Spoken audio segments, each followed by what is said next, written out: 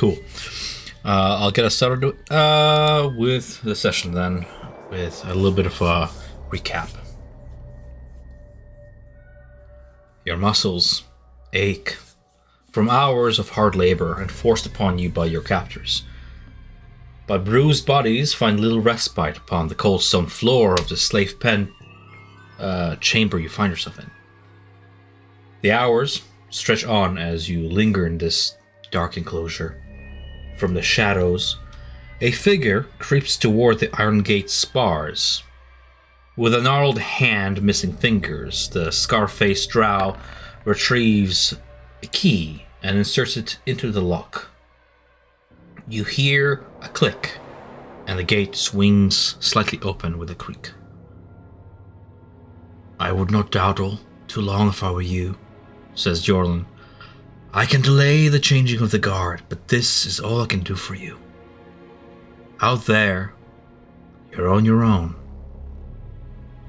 And then, as silently as he came, Jorlin slinks away back into the shadows. This is your chance.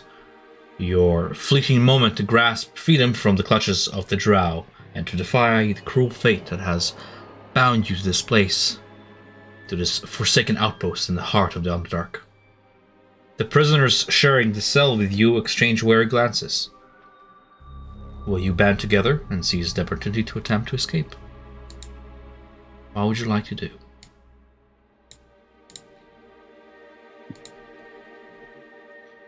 What did you bring to the table this week?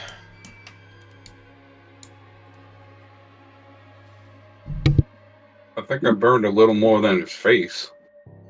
Personality seems to have changed. Eric is gonna get up and he says, "It's now or never. Let's go." Eric, just so you know, Where's you might Mosey? want to grab some of those bioluminescence. If you can't see out there, it might be a problem for you. Just kind of hide it away for now, so when we actually get into the darkness, you might have a small glow to see. Brooke walks up and offers to hide it in her hair, if you'd like. Sure. Little headlamp. You never said that I couldn't hide stuff in my hair. I have a lot of it. Eric is like a little taken aback by the request. He thinks about it for a minute. He's like, "Yeah, sure. Thank you." Where are you gonna put it? Loincloth. I was thinking, is it safe to just... I was wondering if it was safe to just hold these things. I'm gonna pull out some of these mushrooms. Get over behind Brooke, and then just start, like, stuffing it. Like Flint will ask the rest of the group, is there anyone who wanna try their luck in the city of spiders, or coming through the door right now? Oh, I need to turn you up, Ivan. You're so low. Kind of screwing at the moment. It's kind of late. Let me increase it. I turned up to 200. I can now hear him. I can't really hear him either. No, I turned him up to 200%, and now I can hear him. I have him at 200% and I can barely hear him, like whispering. Bless you. Sorry, guys. Thank you. Well, we should go to the armory first and see what we can see. Is anybody I here can't good at actually sneaking? get out.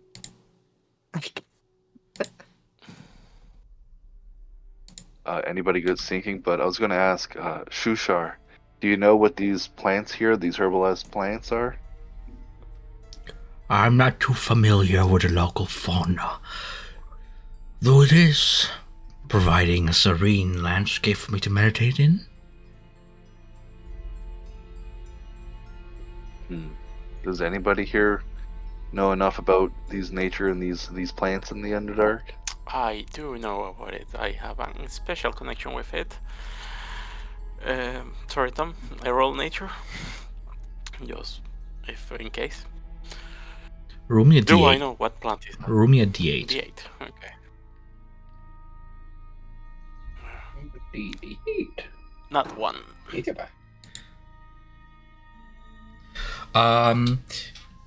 The fungi and herbs of the Underdark vary variously. Whatever this plant is, bioluminescent as it is, you know it by the name of...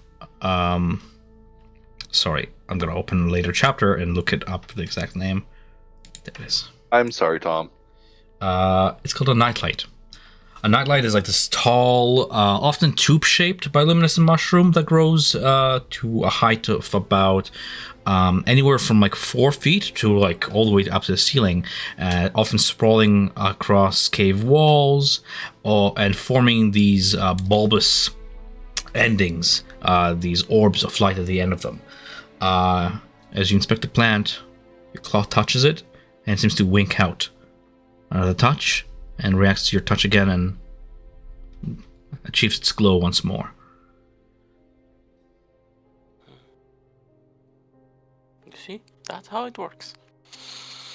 Do you know what the other ones up on the walls are by any chance? Would any of these be useful for us in our adventure before we try to escape out of here? Come on, we don't have all the time in the world. Let's just go. Yeah, and look, we're naked. Anything we can get our hands on will help. Grab some and we'll figure it out. The stool moves slow, right? Like I see that his movement is... Stu can vary in speed. Yeah. You've seen him lumber about and even scurry like a rat across the floor. Sometimes he gets tired and climbs people's backs and just kind of rides them. Okay. I share my tail for him to ride the tail. He hops on with a small whee noise and climbs up on your tail. Oh, wait. We For are the- breaking out, man. For the sake of this, I'm going to say you have Stool with you. Ivan, I'm going to give you control of Stool. Cool. So you can control a token, and if combat comes, you can decide what you want to do with them. Flint. Give it a test go. Moving the token around. Excellent. Would help me a lot if each of you picked one NPC to sort of serve as not a sidekick per se, but a companion in this escape. I'll go with Daryl. Darren. Sure thing. Prince Darendil, hunched low, joins your side. I'm going to give you control of his character sheet and token as well. Alright.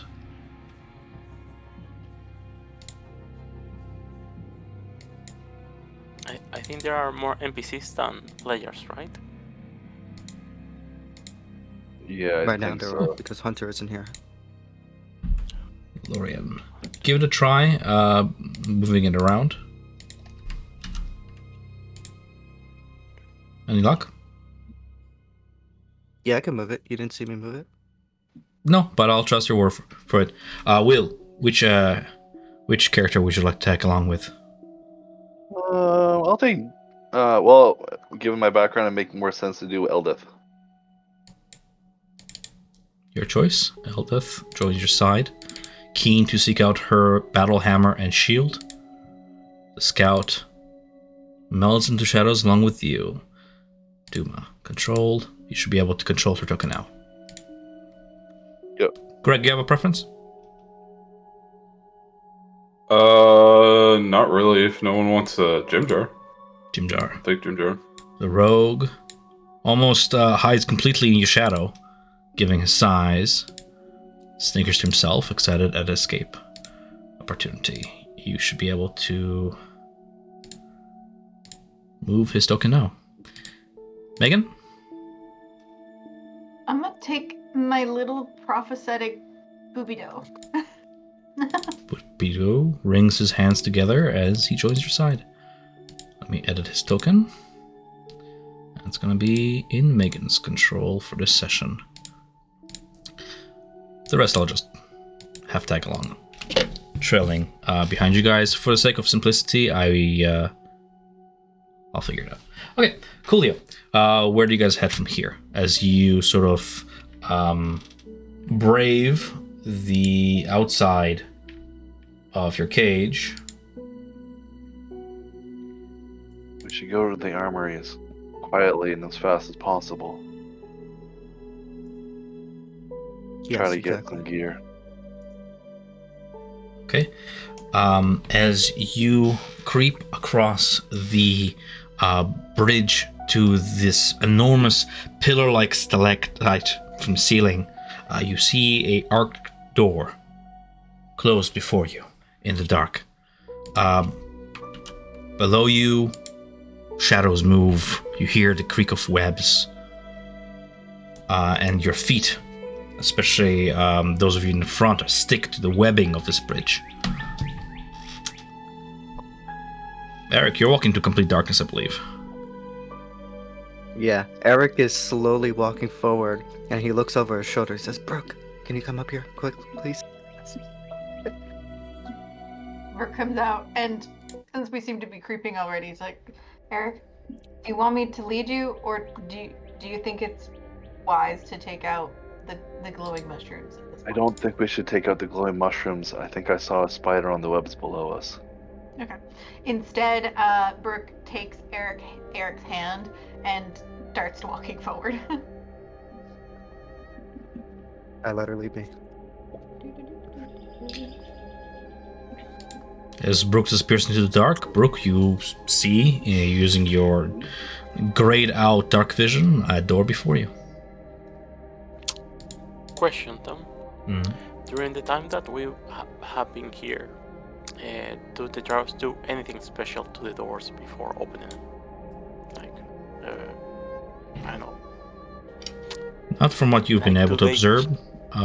Okay. No rituals, no disarming of wards.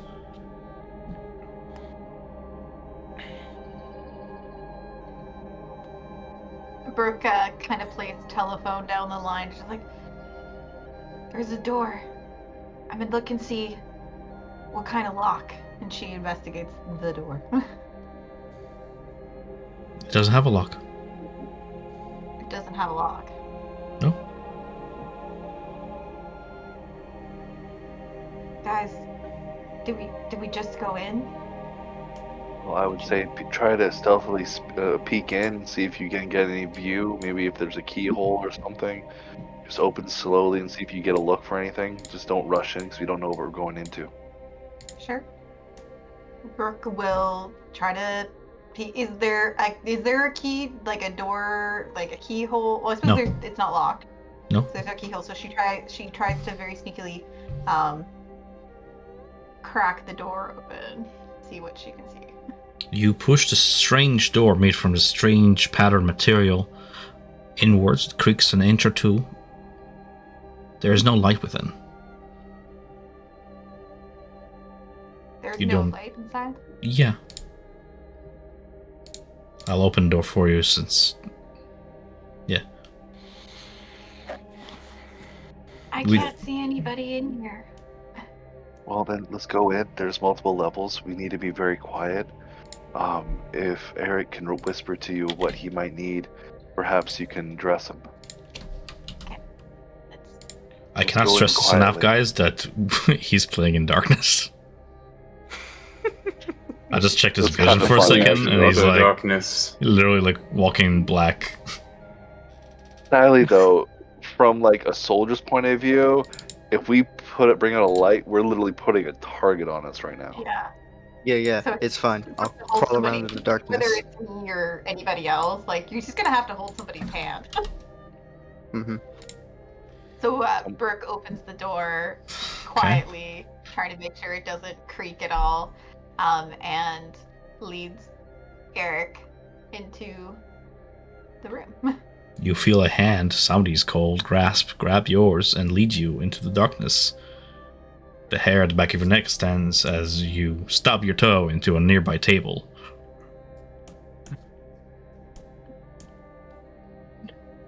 Eric does his best to keep his mouth closed and hold in his fuck. You hear the clang of metal as your foot hits the table, as if whatever was on it has sort of slightly shifted out of place. If you insist being in darkness, I'll just go on with describing with dark vision to those of you who can see this room. You are in the upper chamber. This tower's upper chamber stores what looks to be extra arms and armor for the outpost. It looks free for the taking for you guys, if you look around. Armor, weapons, some adventuring gear. Eldith picks up a hammer and shield that looks to be like dwarven made with runes on it, and sort of checks for any damage, but she seems satisfied that she has found her weapons. I know Duma would look around for leather armor if you can find any, a bow, some arrows, and probably like a scimitar. You find a suit of studded leather armor. It's dark leather with this silvery silk-like embroidery to it, decorated, that is shaped like a spider's web spreading out from the chest. The studded leather armor has these studded metal studs placed upon the webbing as if like droplets of water, like dew upon this web. It's in good condition and hugs your body, allowing you to move dexterously without sacrificing much of your stealth. You were looking for a ranged weapon. You see there's a hand crossbow and a case of crossbow bolts. Quickly counting them, there's 20 bolts in the case. Is there only one case or is there two? There are 20. Is there a bag around here or something I could put the bolts into to carry? Looking around, you see an arrangement of boxes, all of them sort of branded with a flame brand to say delivery from Grakostuch upon them. Opening the boxes silently, you see one of them contains bags. The bags themselves contain caltrops. There's another bag with like iron spikes in it. Seems to be another bag with that's like soaked in this ooze that contains a 2-foot long orange mushroom. And that's all the bags you managed to find. I didn't get all that. Is this asking the other people here with me? I was gonna ask, are there any windows in the room? There are some arrow slit like windows. Eric doesn't see shit. Yeah. Okay. Hearing that there's no windows, you can see the light coming in from outside, sort of silhouetting one of the arrow slit windows. Inside, it's dark. Mm-hmm. And you realize that the creatures that dwell here don't rely on light source at all. They see excellent in complete darkness. Mm-hmm. Seeing there's no windows, I'm going to suggest closing the door and using one of those light mushrooms. We can definitely do that. Sounds good. And is there like a scimitar or a dagger? Oh, sorry.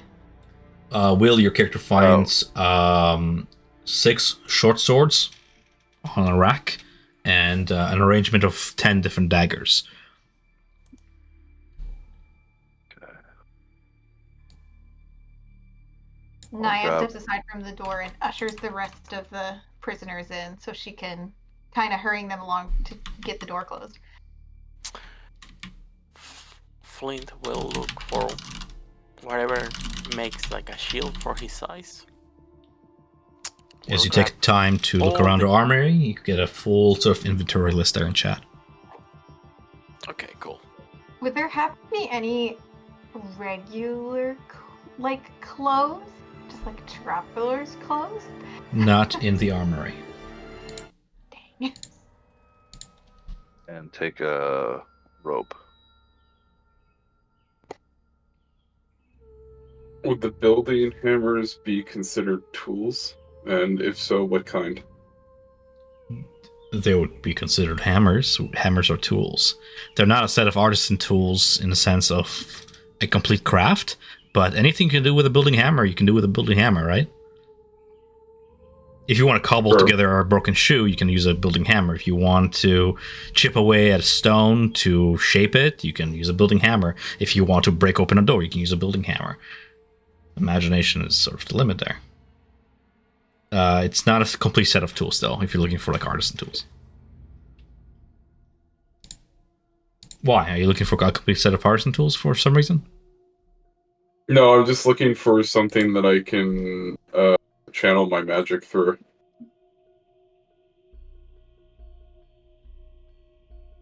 What do you need? It has to be a form of tools kind of deal that I'm trained in. I'll allow it. Go wild. Awesome. Are you trained in hammers? I mean smith's tools, tinker's tools. Yeah. I am joking. Yeah. You're an artificer. Of course you're trained with hammers. It's the bare minimum. Yeah, so you said that Eric is trying to get some light in here? With the mushrooms? Yeah. So, you go to retrieve the mushrooms from wherever you stashed them, and in the minute or so it took you guys to cross this bridge and maneuver here, since uprooting this plant, it has died. It has withered. It is no longer glowing. It seems to have been like a stationary source of light. Well, Dang it. I'll Okay. give Eric Could someone give... a second to see that. Well, you don't see shit, but everyone else see that Flint opened his mouth. He opened his hand and he exhaled flame into it. And I just produced flame. Nice. A flickering flame appears in your hand, now that nature obeys you, not your cell, your cell. The flame remains there for 10 minutes. Yeah. What's the range of it? 10 foot, 10 feet? Sure thing. Yes. Flint is illuminated by light. Bright light 10. And Flint, can you roll me perception? Sure. Perception.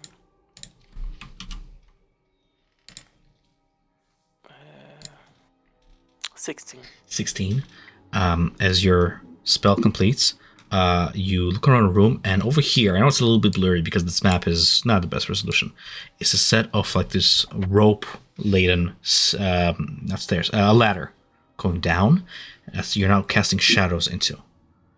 And you hear voices coming from a direction. What's that? I don't know, somebody lit lanterns or candles or something. Go check it. It seems that there are multiple people downstairs. You hear a chair grind against the floor as it moves out of place. What do you do? I'm gonna... The things that you listed above, is that everything in here? Yeah, everything you managed to find without like a thorough investigation or anything. Mm-hmm. I'm gonna quickly grab a chain shirt, a short sword.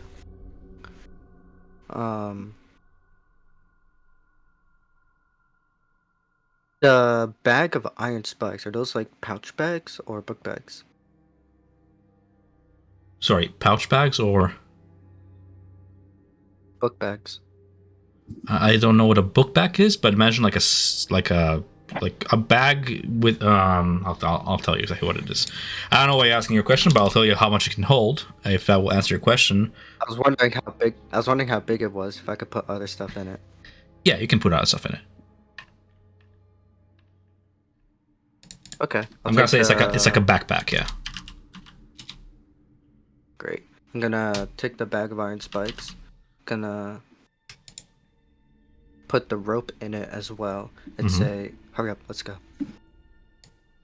Well, as I hear these guys are coming, I kill the flame. Oh. And signal the other one to take position.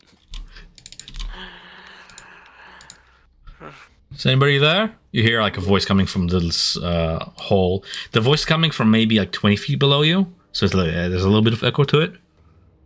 Hello? Go check it out. Does All right. Does it sounds like Jordan? No. No. Okay. It sounds male, drow accent, if there was one. And now you can see, as in the dark vision, you can see the shifting of the rope ladder as somebody's beginning to climb it. We should move. And I open the door with no care. Okay. Before you start making is my- another bridge stretching the expanse above a large web below it. You hear the rush of water from beyond too.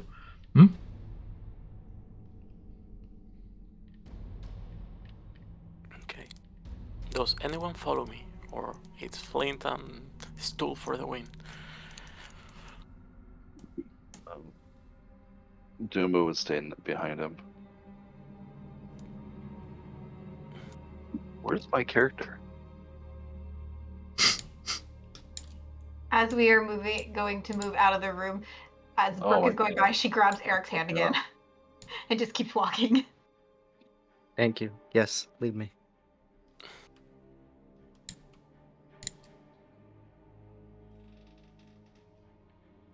Okay, you guys rush out of there, grabbing what you can. You hear Jim Jar snicker as he pockets something from the room as well.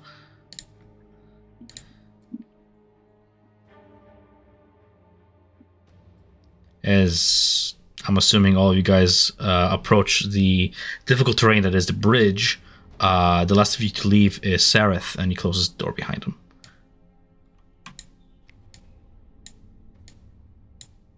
Did they gear up too or no? Yes, somewhat. Did Seraph gear up? I wasn't sure. Sareth specifically, he grabbed, if you're curious, looking upon him, he has a short sword that he measured to bounce off. He's very familiar with his weapon, being a guard himself. He has put on a chain shirt on himself, and he has a hand crossbow as well. Draw weapons that he's familiar with.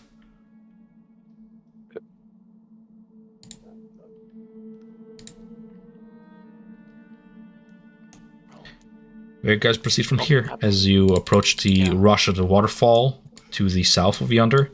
The water misting over you guys as you cross the bridge.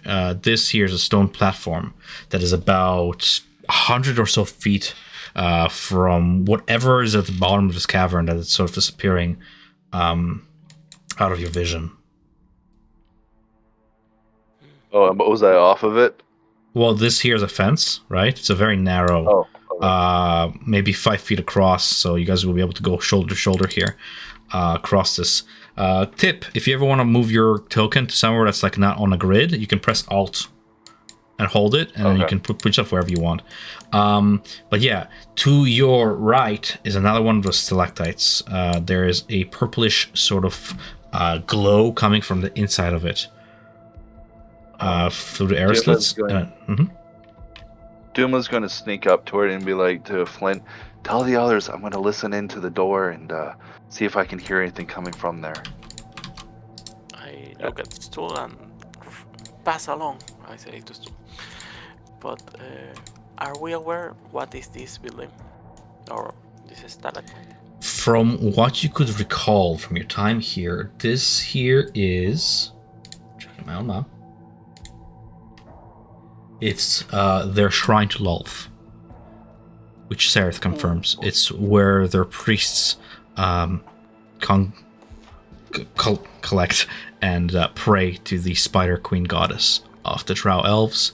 It's where the Warden resides and any of her consorts and fellow guard. It's where your stolen goods would be kept.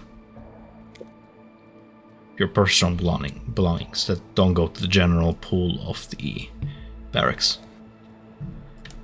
Ahead, from what you can remember, further up the path, will be the path toward the main hall where the kitchen was, as well as the lift that goes to the bottom of the chamber, which you used many times whenever you had to go down to the pool to fetch water. Other rooms further down this hall would be the lower guard barracks, which might contain some useful items. I'm going to go listen and see through the door and see if I can figure out how many people might be in there. Okay, roll me a perception Then check we'll as sneak you up. press your ear against the door. I'm just bringing up my sheet again because I had to restart. Perception. Equation. What just happened there? 12. No whispers of prayer. Silence beyond the door. There's okay. You see I the don't hear flickering anything of in there. like purple candlelight just beneath the door. And there's no shifting of feet, no shadows being cast.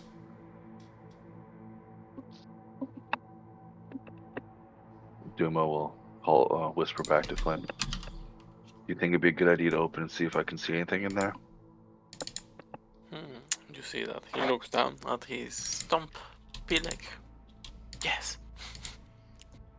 Duma will do the same thing as what Brooke did before, and we'll see if there's a lock on this door.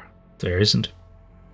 It's made from a weird, spore-like, solid material with a very symmetrical, beautiful pattern, but there's no keyhole or lock.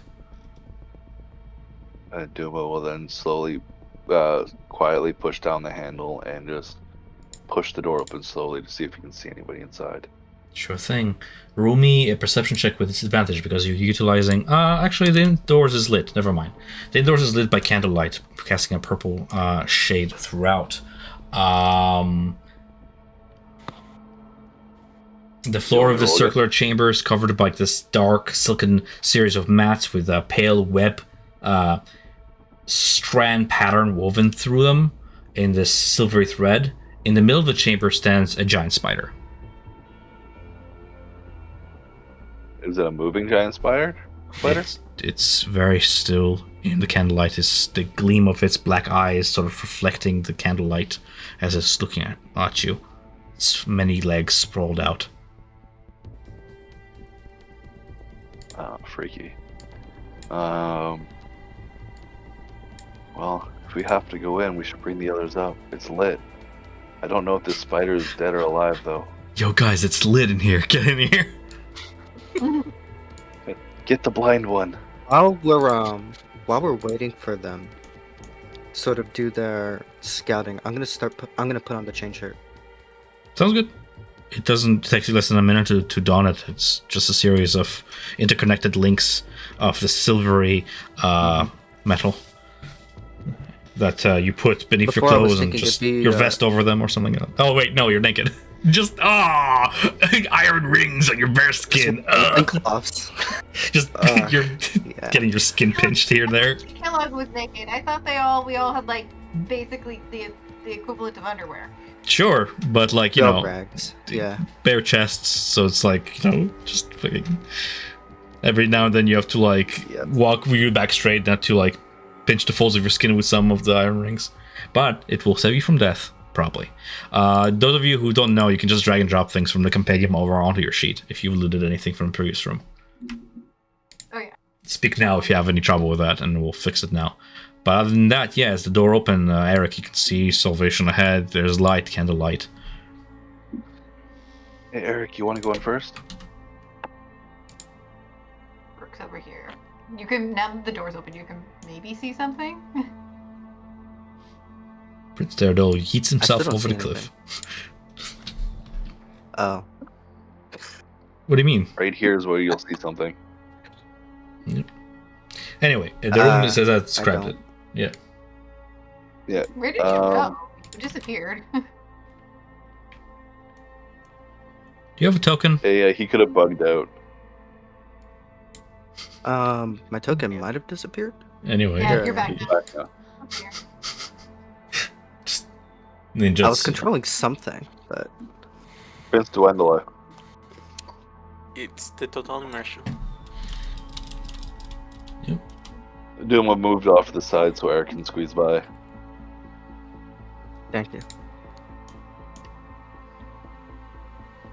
What do you guys do?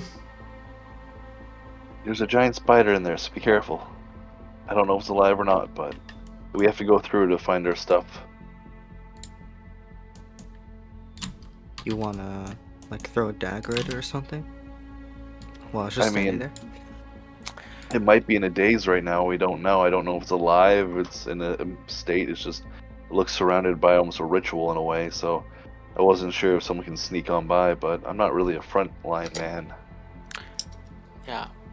Gotcha. Tom, from this position, can I see if the spider is alive? Or if it's awake? You go ahead and... What's a proper... It's gonna be a wisdom perception check. Okay, perception. Yeah. 15. 15. You recognize the spider is a statue. A broad pedestal carved from zirk wood is placed in the middle, and this 10-foot high sculpted spider at its head stands there. It's now alive. You see, like, oh, I'll take care of her, guys. Don't worry about it. We'll And push step on. forward. Yeah, we'll push on in. He's gonna take credit for taking care of the spider. No, Statue. exactly. I come with dagger in hand, and hey, it's not alive, guys. We're good. Is there anything in this room? Of course. Like, Let me interest? just... Give me just 2 seconds here. I'm just handling something real quick. That one was not alive. There's a whole bunch of things in this room. Incense and candles spread out in this prayer chamber. There is a semicircle of these piled pillows, cushions in the back behind the altar, piled high. The altar is flanked by a pair of these heavy silver candlesticks that seem to be probably worth a pretty penny. They hold these thick black candles lit here in this purplish light. You look at the statue itself. It has these 8 eyes made of polished jet gemstones, 4 small ones and 4 larger ones. Duma would gladly step forward and see if we can pry out with the knife the gemstones in the spider's eye. Sure thing. What do the rest of you guys do as Duma steps up to the statue and begins to pry open apart one gemstone after the other? I believe this is another stairs, right? Ivan first, and then Lorian. So yes, I believe it's another set of ladder going down a floor. Yes. Yeah, I'll get near it and pry my head and see if I can hear any movement coming from it. Sure thing. You're relying on your, again, this perception. Go ahead and roll it to see if you hear anything. 11.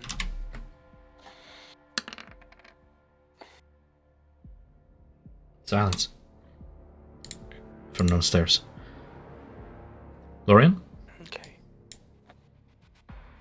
Am I able to recognize the gemstones in the spider, having been a noble that was had gemstones and other valuables just littered about? Yeah. Amongst, Do the noble you, district Lorian, know collected? what Jet looks like?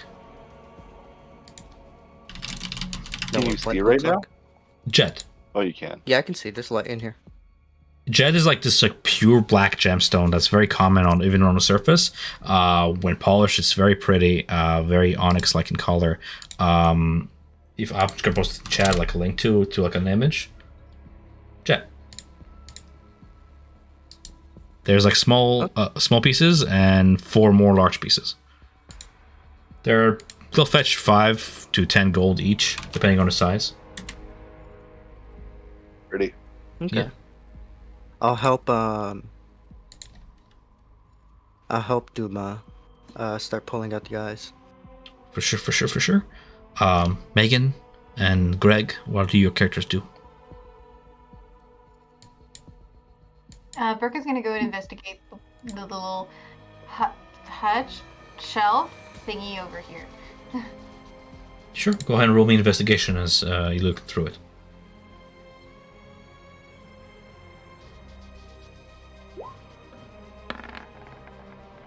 14. Along with various religious sets of incense, And candles, you find. Let me roll for it.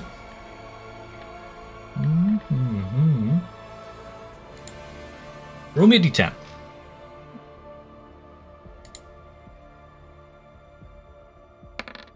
5. You find a nightcap. Piece of clothing that doesn't cover the rest of her. It's purple in color. It's made from silk. Like maybe her ears. Add drow nightcap to your inventory. This is vital to the campaign. Very. It is. I wish I was joking. No, I don't. It's awesome. Drow nightcap. Magical nightcap. Yours to do with as you will. Okay. I like how it matters. Of course, it matters. Greg, what would you? Can I have Jorendo also go over there and start looking through the things? Who? Jimjar? Dorendo. Oh, Prince Darendil? Dorendo. Yeah, Prince Darendil assists with the search. That's all they find. They find the usual suspects is like a bunch of incense, candles, more of what you see around the room here. You even managed to find another dagger, which seems to be some sort of a ritualistic blade of some sort. And none of that matters because you have also found a nightcap, which is bizarre and super important. As he talks about what they're fighting, Eric's gonna tell him to take the candles. It's quite fashionable, actually. I wish there was another one in there. All right, Greg, though, giving you a chance to take on the floor. These cushions over here. They're like they're cushions, right? Yeah, pillows, cushions. Yep. Okay. Can I grab one and kind of like feel if it's like made of feathers at all?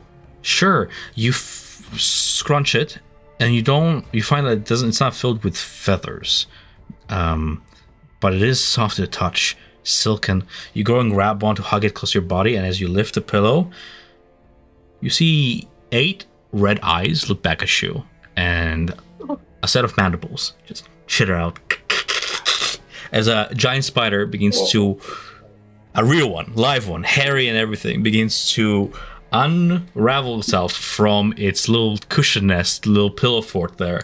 Everybody, please roll me initiative. Will and Lorian, roll me initiative with disadvantage. Oh, that's fine. Oh, it's because we're taking out the jet? Mm-hmm. Disadvantage. Because you're not paying attention to, like, complete attention to what's going on. You're so busy in tasks, so it's gonna be that. Where's my initiative roller? There it is. I did disadvantage, but it only gave me 1, so I'll roll again. Yeah, I did the same thing. Yeah, sometimes it doesn't work. I'll just take the lower 2. 9.8, my first one. 9.8. 9.18, yeah.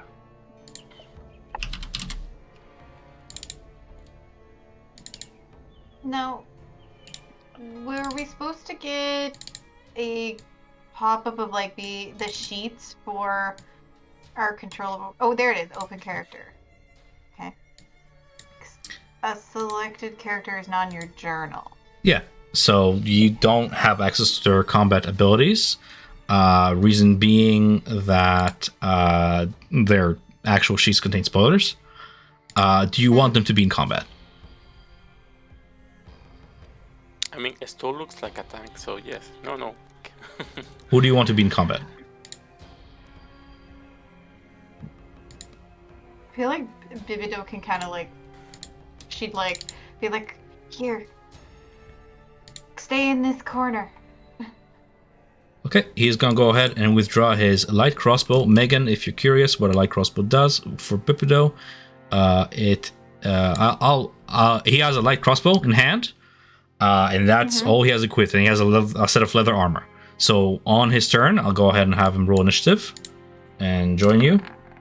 Look at that, he rolled Oh, I 14. didn't think he was gonna fight. I told him to hide. Oh, Okay. you want him to hide? Okay, so he's out of combat, and I won't run him. Okay, sure. He will I slink feel to the like shadows. Eldith would probably fight. Okay. Eldith has a warhammer. I'm just adding gear to their sheets, real quick. Hey, Tom, quick question. Hmm. From the 9 days I've been here, has any of the meals that they served, have I been able to keep it and let it rot? If you chose to, yeah. Like rotten food? Okay. Well, I was thinking of that. We have the withered night glade. Yes, to your question. Okay, warhammer in her inventory. She has a warhammer and she has a shield. Adding a shield to her armor class.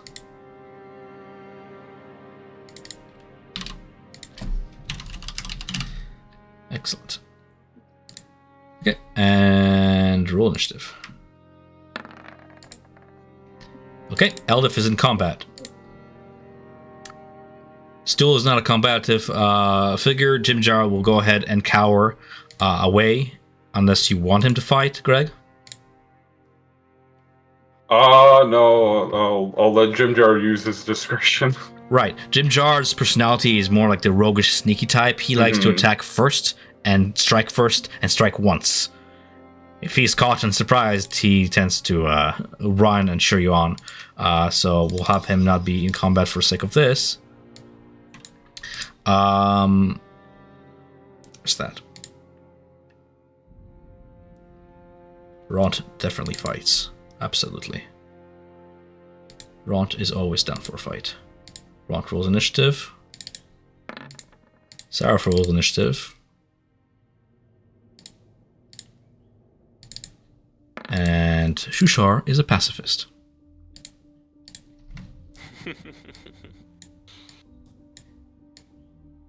Alrighty then.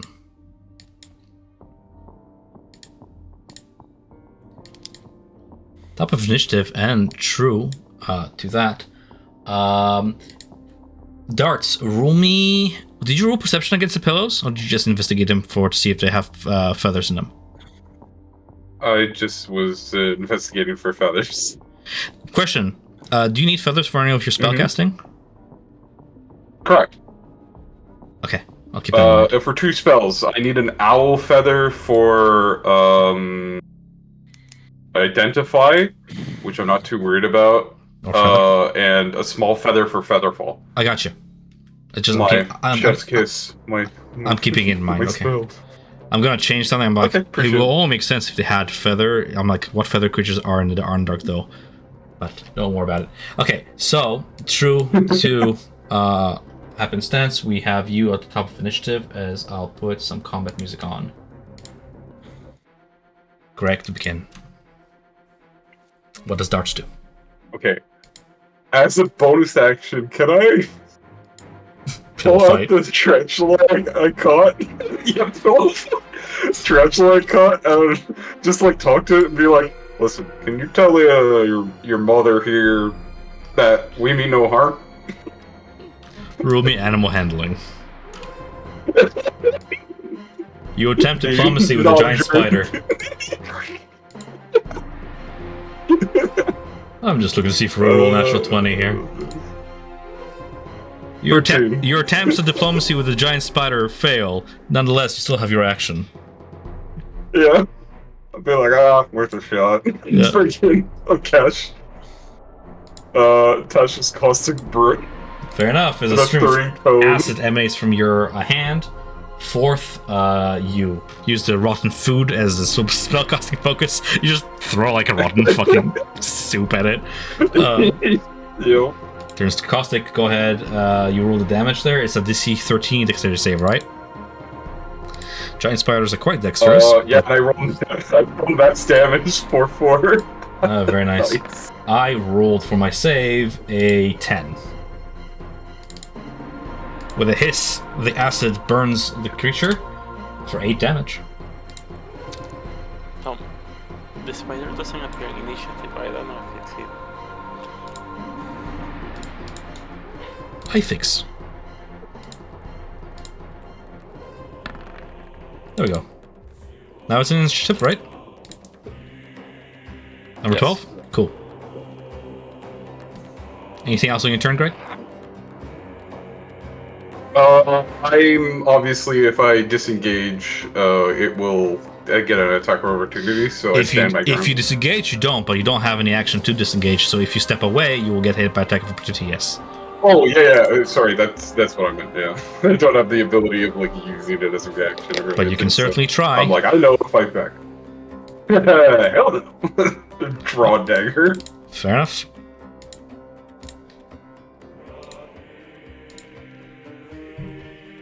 And, one sec. I am concentrated on that spell, so...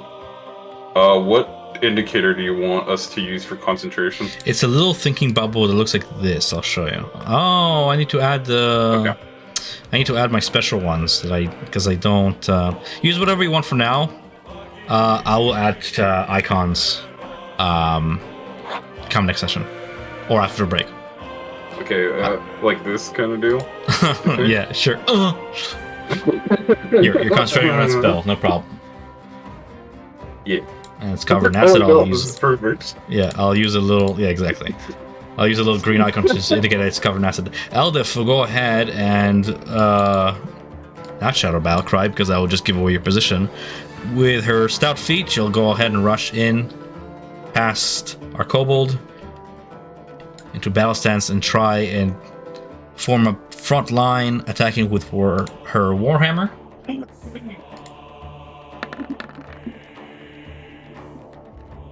Which misses the spider as it dodges away and hits softly upon the pillows.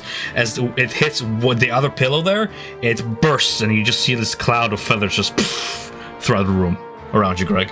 Around your character. Feathers! Feathers! Mine! Brooke, your turn. Okay. Yeah. But Brooke moves forward, and she's only level 1, so she still only has her 30, 5, 10,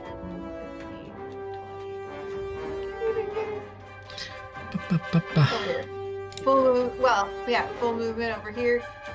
Still just out of reach, and that's standard turn. She just gets closer. Okay, Flint. Any chance we could put the grid on? Let me try. Like, faded.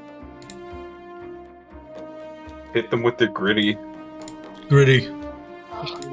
Okay, here. That helps me out. Oh, I can't get in range. Range. Cool. Range. And she goes for an unarmed strike.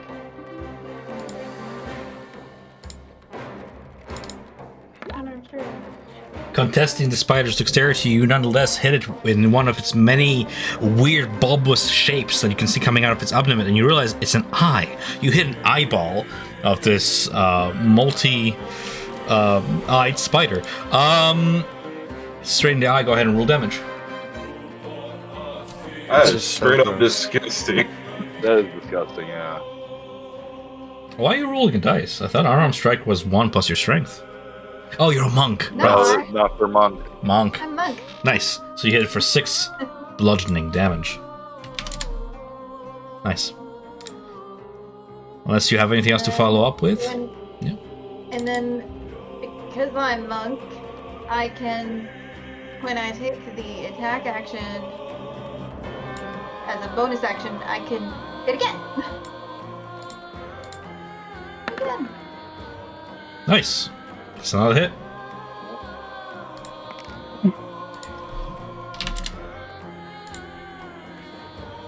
One by one, you pop those eyeballs. Alrighty then. At the end of it. We have Flint to follow up. Flint once again breathed fire into his hand, pointed in one of the finger, focusing in on Troy to the big eye.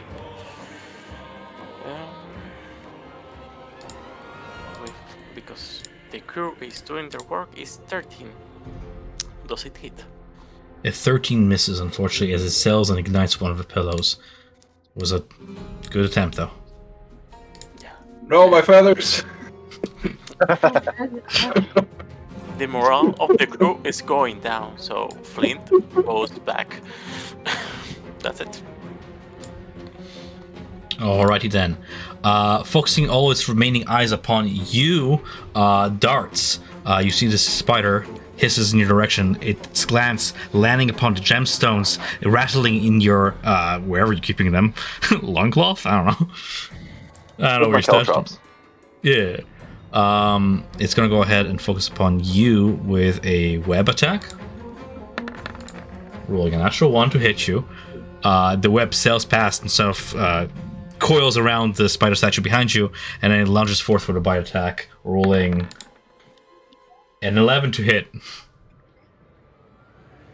against Darts. Probably misses. Oh, I didn't take any of the gems, by the way, just for clarification. Oh, I'm sorry, that was Duma and Eric. I'm sorry. I'm gonna say it focused upon you because you're literally blocking its way. You've cornered this creature, so it's panicking and it's just attacking the first guy you saw who picked up the pillow. Nonetheless, I think your armor soaks in that damage. As Duma, you get to react. You do see that the spider's eyes do follow you as you move around the room, following the gemstones in your hand, Duma. Dumbo looks at Eric for a second and be like, so there's a really ugly spider on the other side of this statue. I don't think it's happy we took these. Eric, you glance around the statue and you can see it because this room is lit by candles. Duma's gonna pop in a bolt, and with sharpshooter, he's gonna hide, pop out, and take a shot at one of the disgusting, gross eyeballs. Good. I'm gonna say you have half cover behind the statue while you're sheltering yourself as plus 2 to your AC. If that ever applies, it can be used as cover. Perfect. So, And what is that to hit? I don't know yet. By my math, that's 7. Yep. So I miss. Unfortunately, that misses, as you have to get used to this new weapon you've picked up, recalibrate the crossbow to your likings. Quick question: as the spider is still covered by the acid of Tasha's brew spell, does it have to roll anything at the end or beginning of its turn, Greg? So, we obviously just did the damage for the right off the bat for the initial spell, but at the start of its turn, if it doesn't, since it didn't clean off it during its turn, at the start of its next turn, it takes 2d4. Okay, fair enough. Yeah. Go ahead and roll it. Oh, okay. 1 sec. I'll just use the same. Oh, I see. You damage. It doesn't. I see that it doesn't. It doesn't take damage right away. It takes damage at the beginning of its turn. Okay, so it already took damage. Yes. My bad. Fair enough.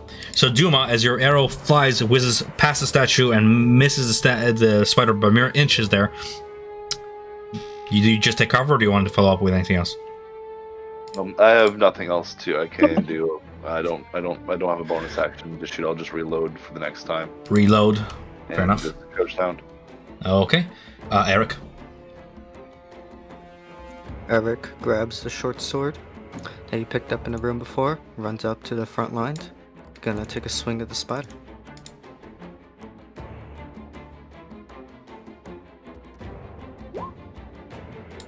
It proves too dexterous. Unfortunate. It's not for my one weapon. swing. Yeah. It is not my weapon of choice. What is your weapon of choice? I'm used to bigger. Bigger. Great sword. Yeah, I'm used to bigger swords. This short thing in my hand, not This quite. This toothpick. Getting the reach that I want. Meanwhile, Brooke's just there with her fist.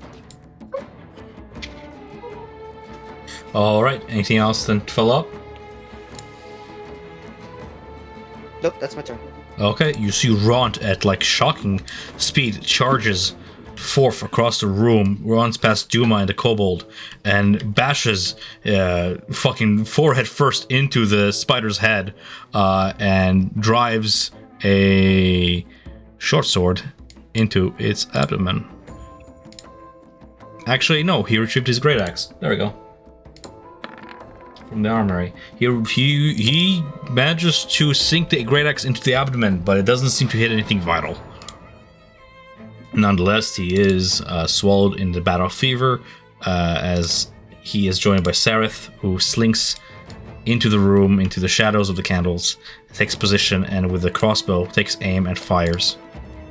Sareth and crossbow. Rolling a natural 1. Top of the round, we have darts. Alright, I go for the dagger. 14 to hit. 14 just hits. Okey-doke. 5 piercing damage. 5 piercing damage as its vile, black, ichor-like blood intermingles with your caustic spell. You keep on holding to that spell then. Any bonus actions? I put away the tarantula and apologized to it for thinking that this was his mother. Straight up nightmare fuel. It is. Elda Feldrun raises her warhammer and strikes down at the head of the spider, and it gives off a shudder at the approaching shadow of the warhammer as it slinks back into its safety of its fort, and she misses with a 9. We have Brooke to deliver the possible coup de grace here as the spider is on its deathbed, quite literally. Oh, so punny. Jerry! Yeah. Do it again. I'm gonna fucking do it again. Murder! 8 misses. The fight goes on as Flint takes action. Feel free to flavor your hits. Yeah, I remember Grunt being mean to me, taking away my club. I produce flame once more and I aim at his head. Luckily, I miss and I hit the spider. Does a 21 hit the spider? 21 hits the spider, despite the spider having an AC bonus from all the targets in front of it. Go ahead and roll damage. 7. How would you like to do this? Describe the kill. Yeah, as I throw my ball of fire, Grunt feels the heat on his hair as it lands in the big eye and it starts consuming it, and you smell it in the air.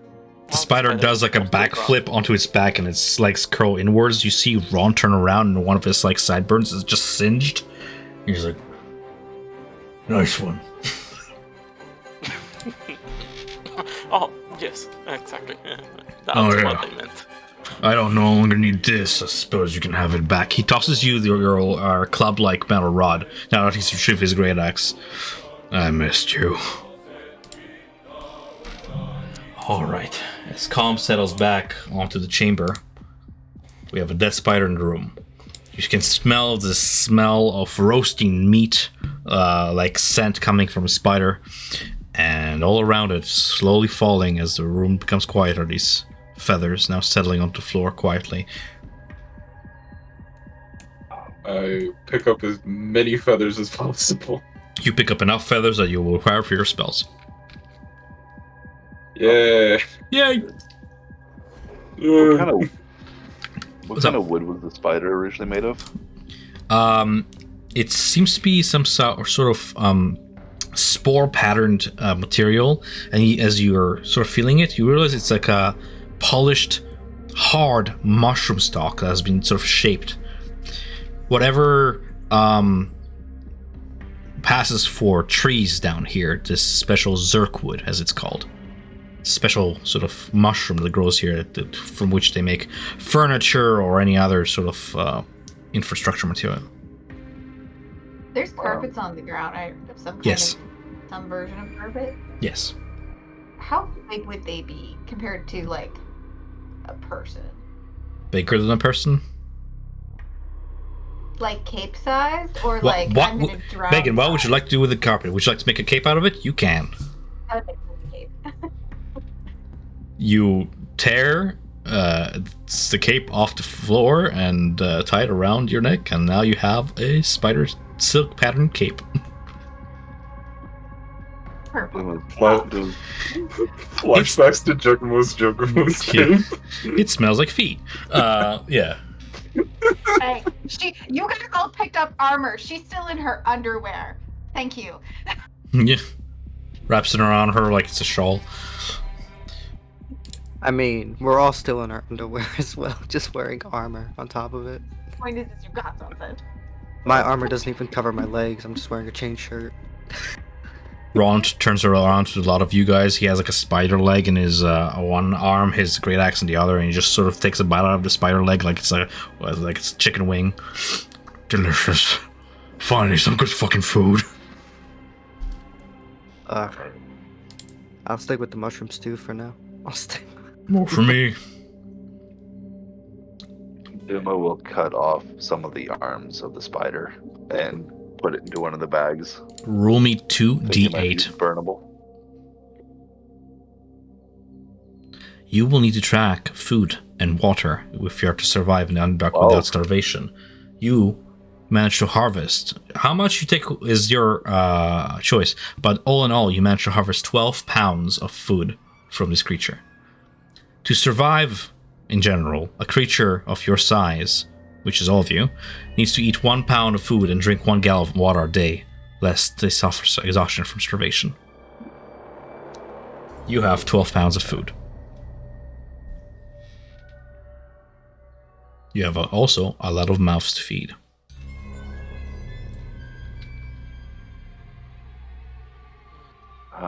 Somebody else might want to hack up this spider and get some food as well. No, this is what Want you me get to from carry spiders, some? what I'm saying. You get 12. Oh, this is all you get. Okay. Yeah. I put it in the story right now. Sure. Okay. I'm gonna put my notes. Oh. Well, I'll signal to Eric to check downstairs. I start going down. You want me to check? To come with me as I go down. Sure, I'll come with you. We need to do something about this, says Eric. I have it downstairs. I just need to put it on the map real quick. 1 moment. Which one is which? This is that. GM. To Now map that player. the battle has calmed down, Brooke goes back to Bob and is like, "You okay? You didn't, nothing happened to you back here?"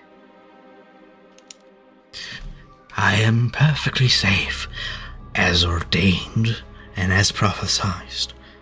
Besides, the death of this mortal body is not my end, and would be a mere small obstacle in the grand design of it all. Nonetheless, you have performed marvelously. You have proven yourself useful. That's very good. Very good, yes. Brooke kind of just nods and says, "We better go rejoin the group and see if there's anything else that we can find in this room before we move on. We shouldn't linger." He follows. You guys head downstairs, down the ladder, and find the room empty, thankfully, as you've your kobold scouted ahead. Oh. Yes? Sorry to interrupt. Everyone else kind of leaves, but I use the excuse. I'm like, oh, I need to make sure I have all my feathers, and I go up to the spider's corpse, and Yep. I use vampire bite. Sounds good. That just makes note. And I feel very refreshed because I haven't been Fed having a in moment a of privacy in a long very while. long time. You give him the little Long suck. time. All right. The rest of you Little guys, suck. as you hear a little small crunch coming from upstairs, the rest of you guys see the walls of this chamber are hung with this black mesh resembling a spider's web, extending from a central spot on the ceiling out toward the walls, then draped down like a curtain.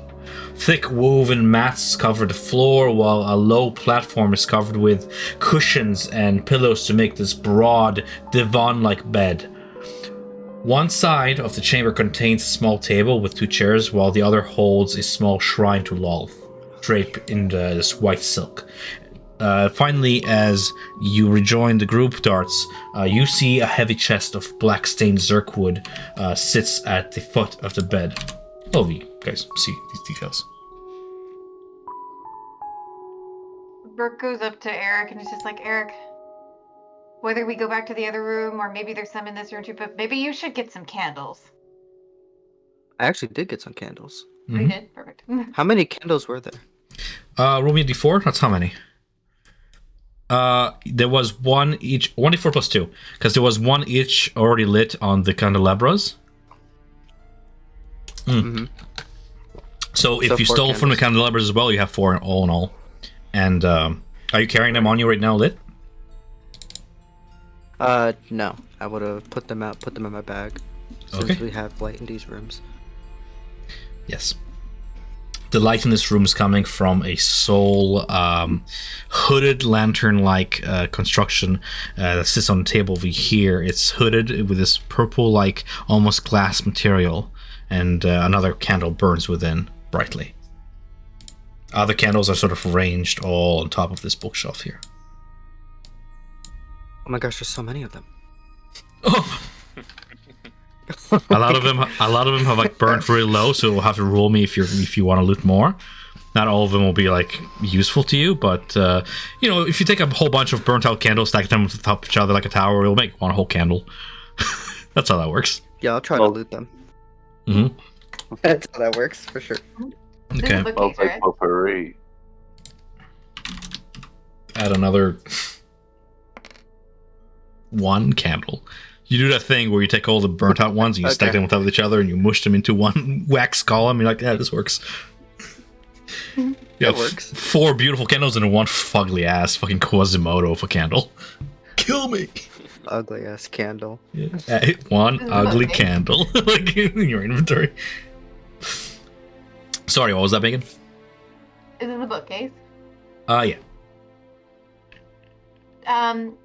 Brooke is going to explore the titles and see if she can find anything about Underdark flora.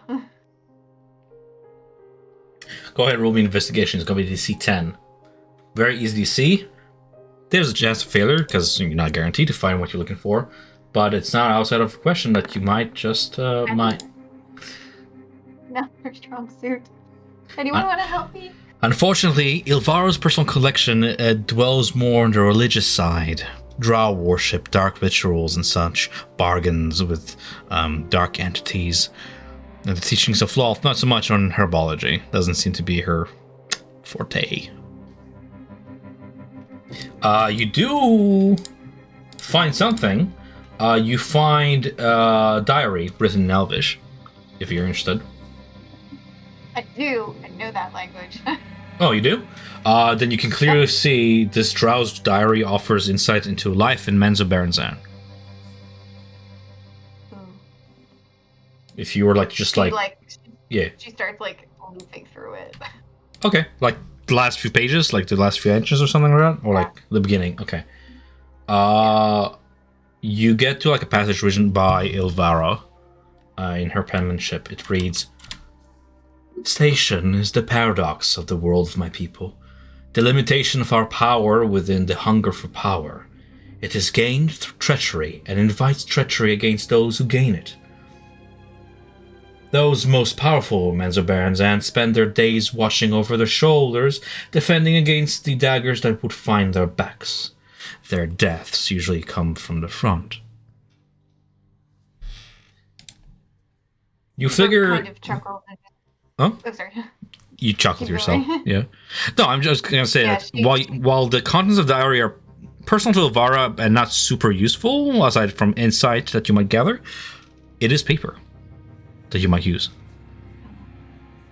Not wood paper, though. It's a weird leathery texture to it, and has like weird swirls here and there in the texture. It smells kind of fungi-like.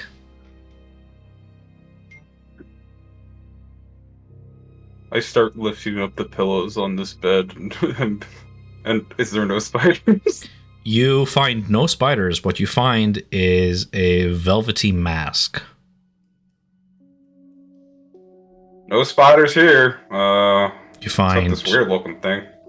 You see like there's a mask, fuzzy handcuffs, a whip. Oh, I put the pillows back. They crunch back. Nothing to see here. What kind of whip, though? Whip can be useful. I take psychic damage. Do you take the whip? Ooh. That's a good idea to take a whip. Yeah. Do you take the whip, Indiana Jones? Hey, don't steal my idea. I mean, the whip.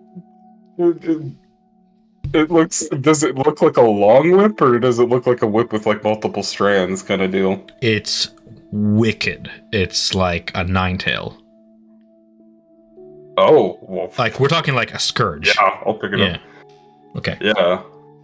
It's long. It can be easily wound to like be secured to your hip if you had a belt or something. It's long and it ends in these bladed. I say bladed because the leather end of it is shaped like snake heads, and there's like metal fangs at the very end. It's a wise decision to describe it, because I was about to make it use it as a belt if it was long enough. You could just wrap it around yourself. And like kind of tie it. It's like it would be safe, just until like. Okay. You find it very hard to try and like reach behind your back yourself because you're still manacled by the hands to this iron set of belts, and which, by the way, in combat does apply. I forgot about it. You roll attack with disadvantage, but oopsie. Yeah. I'm gonna go over it now. Yeah, I'm gonna go over it now real quick before I forget. Regarding the manacles, I have it here somewhere. Sorry. But anybody? Brendan says, "Can your battle axe get rid of these? Can they break them?" You can certainly try. In just one moment, I'm looking up the information about the manacles to see what's their armor class and stuff. Restraints. All the drow prisoners, including the characters, wear iron slave collars, along with manacles connected to iron belts by a short length of chain. This leaves the prisoners restrained, but doesn't affect their movement speed. Okay. Oh, I found it. Slipping out of the manacles requires a successful DC 20 dexterity check, while breaking them requires a successful DC 20 strength check. A character can unlock the manacles using thief's tools with a successful DC 15 dexterity check. The manacles otherwise have hit points. The collar also has hit points and can be broken. The iron collar can be broken with a successful DC 20 strength check. A character who fails these checks cannot break out of the manacles and doesn't escape from them, and can attempt a check of that kind until he or she finishes a long rest. It makes sense, though you don't dogpile on the manacles. A character can still use the help action to aid another character, however. So I'm just going to post that in chat, so don't forget. Oh, yeah. So you'd like Ron to attempt to great axe the manacles apart? So, but can I just try to dex out of them? Yeah. Okay, she's actually gonna try to just dex out of them. Sure. DC 20 dexterity check for Brooke. Unfortunate. A save or a check? Let's check. Oh, sorry. So -2 on that. So it's yeah. Only 12. If a save did not work, a check would not work either. So yeah.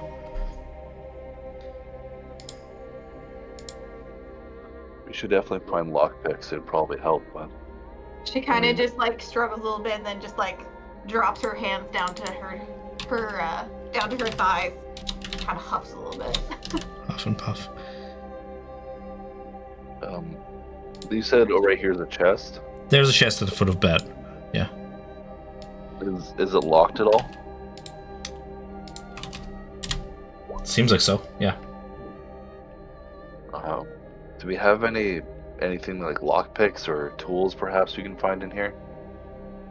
Or perhaps a key somewhere?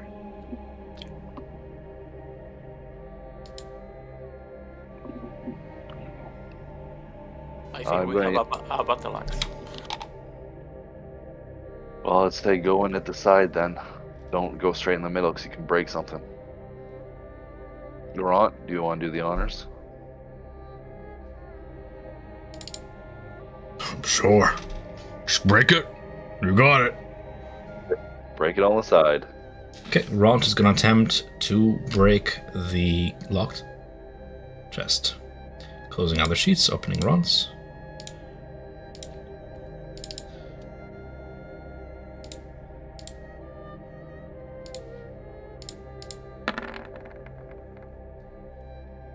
Ront bashes the lock mechanism with the axe, and damages the axe a little bit in the process, but you hear a satisfying crunch as the metal contraption that was a trap breaks. Oh, that's lucky. Duma, standing off to the side, will slowly open the chest to see what's inside. Okay. The chest contains a variety of silken garments and personal items. There is a silver chain headdress set with like small onyx stones that looks very expensive. There is a drawstring bag containing 2 potions of healing. A small leather purse containing the following amount of gold and gemstones. Who's taking those? Just so we're not duplicating items. I would say we should split up the healing potions, and there's a silver headdress with a set of onyx stones. Is the silver headdress plus the stones equal to 50 gold pieces, or is that just the stones? A small leather pouch containing 24 gold pieces, 30 silver pieces, and a small moonstone worth... Oh, sorry, what?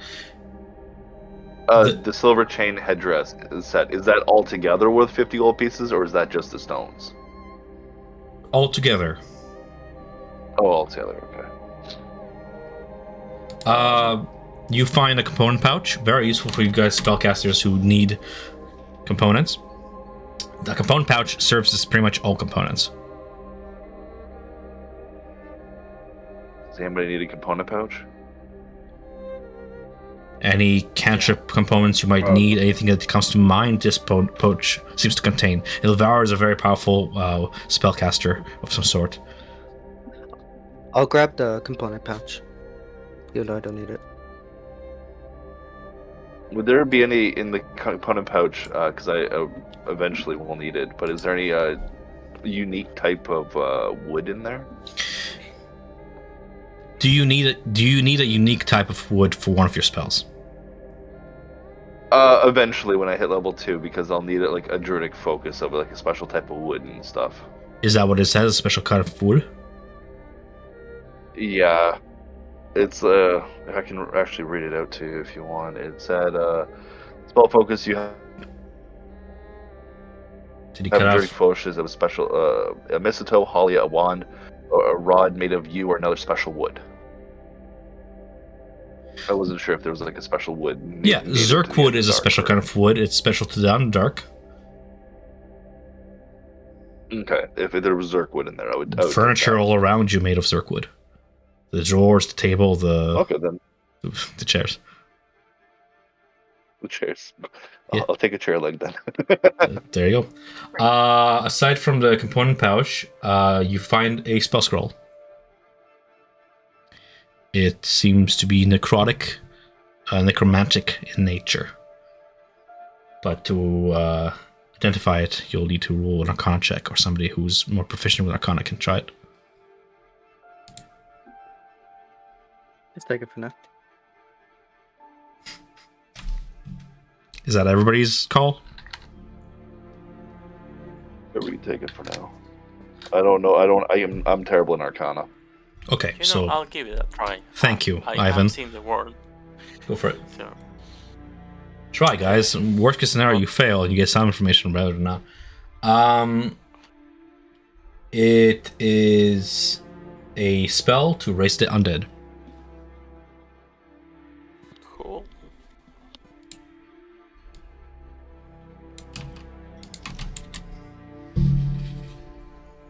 I share the information. Just letting you guys know. Okay. Additionally, the chest contains any valuables once held by you guys, including any spellbooks, components, focuses, and magic items you guys lost. Dart, you find a gun-like artificer device used to hurl magic. It seems to have suffered damage following your capture, but can be repaired provided you find and have access to some sort of forge. So go ahead and add broken gun to your inventory. Sorry, old girl. Yeah. It's gonna be the thing you get at level 3. Brooke, you find a locket containing an image of your brother, Noah. You can even describe it. It's your own personal item. Forward when she sees it. Mm-hmm. She rushes forward when she sees it and holds it close to her bosom. Can you describe it? What does it look like? It's, to anybody else, very, very dull, just basic oval shape with a plain clasp. Has just a small Celtic knot engraved on the front, and otherwise on a very, very basic chain. To most people, nothing eye-catching, but to her means the world. Brooke receives inspiration, inspired as she is by the vision of her brother once more, and the hope that he might yet still live. Tears show up at the side of her eyes. But she quickly brushes them away with the back of her hand. Do I find my prosthetic leg? You sure do. Go ahead and describe it. Sure, easy. It's a piece of wood with a bunch of rocks, different colors, and they have some druid runes on them, like scorch marks. Nice. Eric, you find your noble ring, your insignia ring. Eric is very happy to find it. Takes the ring. You know, even though he left this life behind, he didn't want to completely forget about it, and it's sort of like a reminder of where he came from. Duma. Finally, you Duma find reaches in. Yeah. Sorry. Duma reaches into the chest and pulls out a white mask, but the inside is black dark wood. The outside of the mask is white, and the gold trim dictating. I can't say the word right now. Dick paintings? Depicting, dick paintings, depicting the Raven Queen's white mask with gold trim, and carved in Elvish down the left eye reads, "To die is to live is to die, rebirth is the cycle of life." Shushar goes, "That's deep." Thank you, Shushar. Even if I die, I know I'll be reborn in the Raven Queen's love and splendor. The last piece that you find within the chest, the very bottom of it, is what you thought was just like rock, a piece of stalactite or something, like just a piece of rock. But then it catches the light and it has a sheen to it and a slight shimmer that you are familiar with, that shimmer of magical items. Every magical item have a slight aura to them. A little stone shard at the bottom of the chest. Palm-sized, made of pale grey cave crystal. Doom will reach down and pick it up and roll it around in his hand, inspecting it. Okay.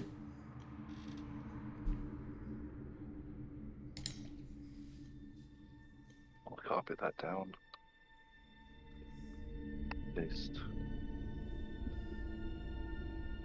Narbonel shard.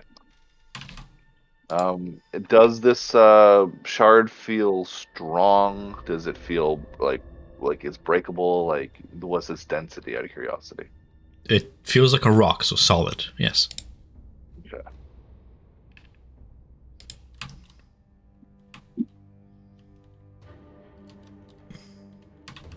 Duma will pick that up.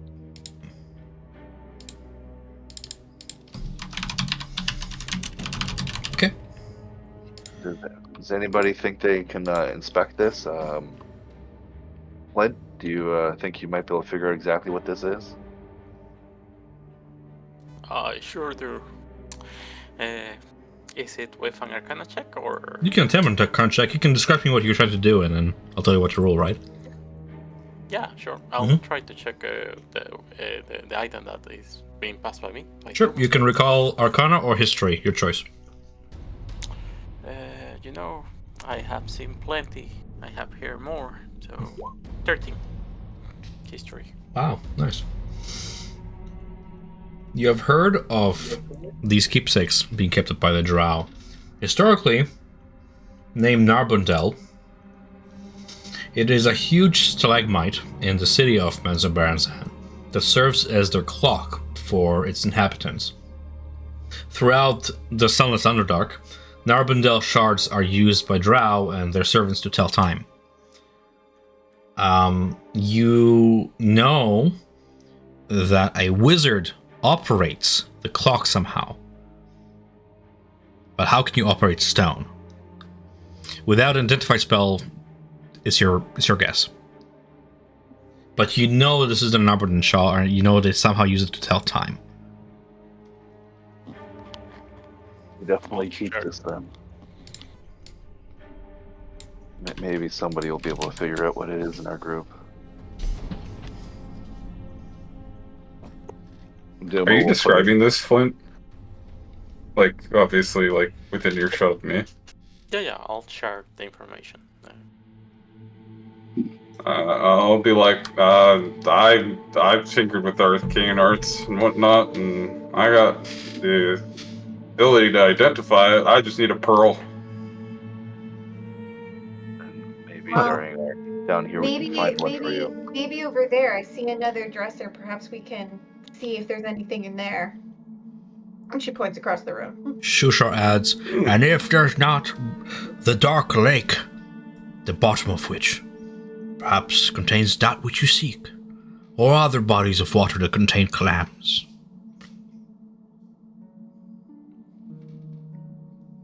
My people use pearls. Yeah.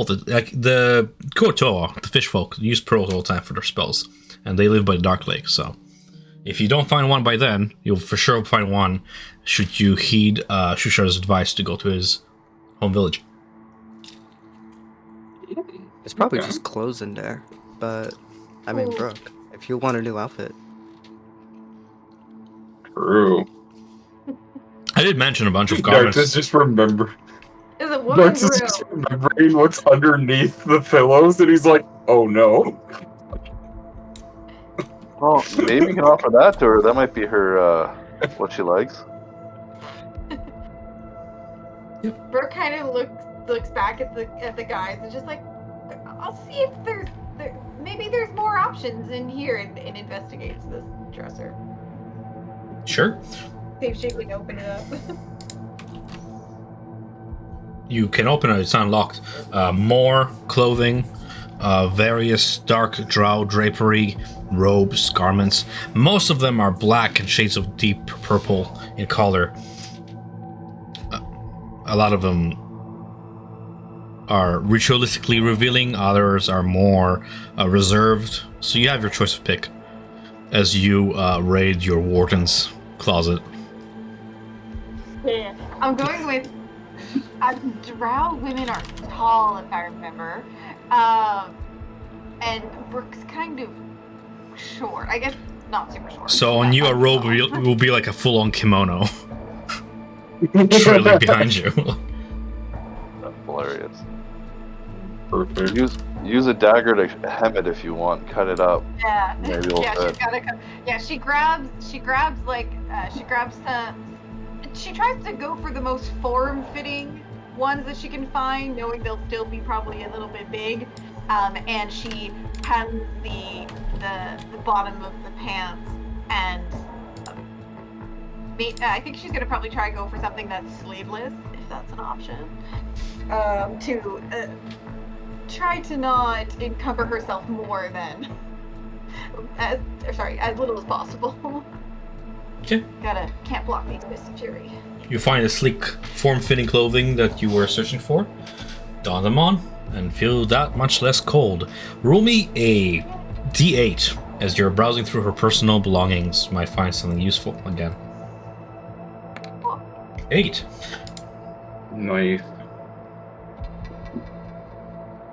I think this is D12, but I'll take an 8. You find stashed amid the clothes.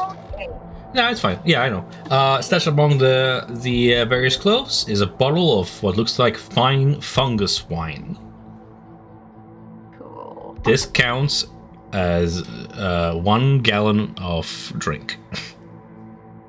2 Booze. gallons. So it's like 5 liters? I mean, the alternative is me telling you it's worth 0.2 gallons, and that's just silly. So for the sake of D&D, we're going to say that survival-wise, when you're parched for water, this is like both a container and enough drink for you to survive on for 1 day. Sustenance. Otherwise, it sells for 10 gold, if you're curious about selling it to any Underdark dwellers.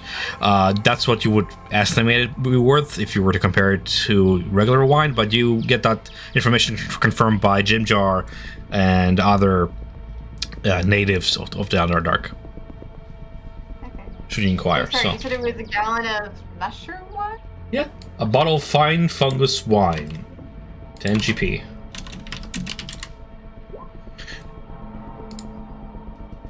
Is this another chest down here? It's like the chest that you open where you found your things. Oh, Yeah. I didn't know what this was then. I'm just using the map I have. Yep. Let's I'm gonna go inspect the altar. Sure thing. See what's around there. Ilvaro's quarters, treasure. The small shrine to Lolth is carved of zirkwood and bone, and inlaid with semi-precious stones. If you find a buyer for it, it might be worth something. Wow. Small triangle below.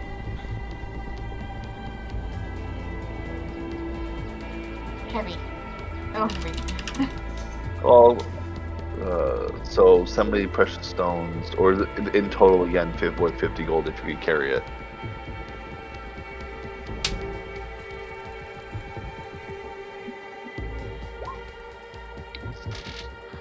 Is there anything here that looks like it could be lockpicks or anything that could be used as that? Sorry, I didn't hear your question because people are chatting. You can just say things out loud, guys. Otherwise, I'm multi-streaming here. What was your question, Will? Looking for anything that might be like a lockpick of thieves' tools, perhaps.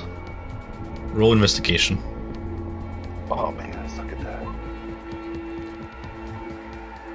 Come on, investigation. -1.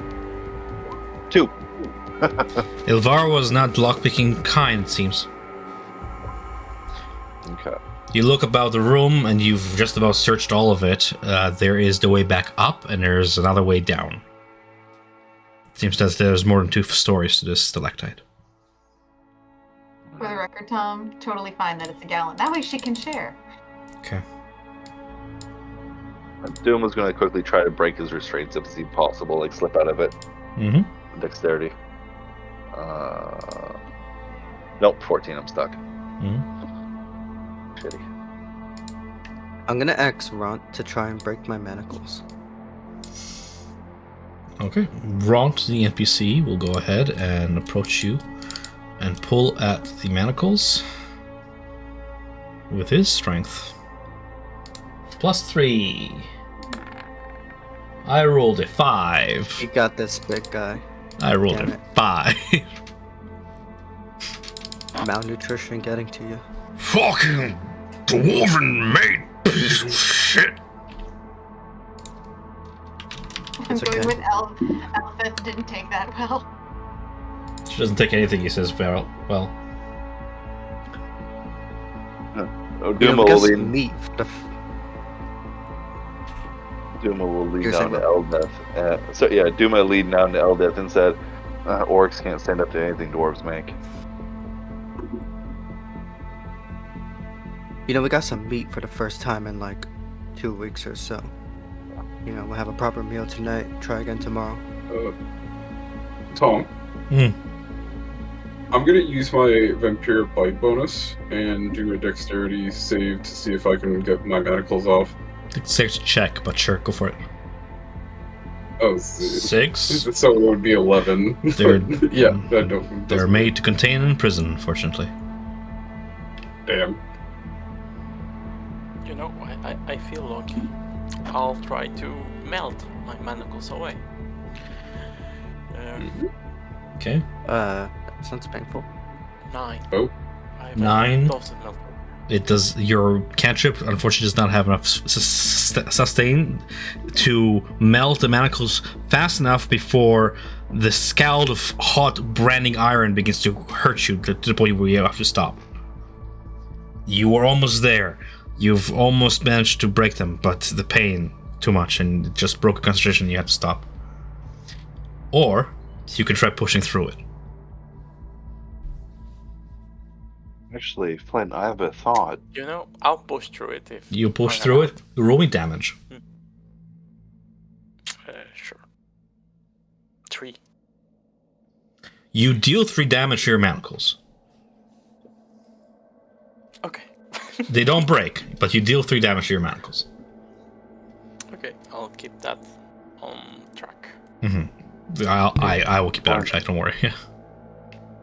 Flint, you have a really good idea there. Perhaps if you heat up manacles and Rot strikes it with his axe, it might actually shatter. By heating up the molecules, you'll end up actually just making the metal more soft. What's a molecule? It's something dwarves very much understand. But it essentially weakens the metal, making it easier for you to strike and sever them. He just kind of mouths the word himself over and over again, trying to memorize it. Monucles. You mean monocle? No, you said monucles. It's okay, I think you're hurting your brain. You're hurting your brain. I'll hurt your brain. You tried, but you broke your bull. Against my hard head. So, who's wearing manacles versus collars? Everybody's wearing both. Both, okay. If we find lockpicks, I might be able to pick the locks. I think we may have better luck in the other armory in that case. Perhaps.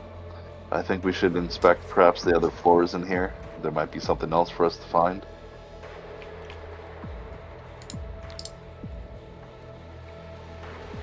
Either way.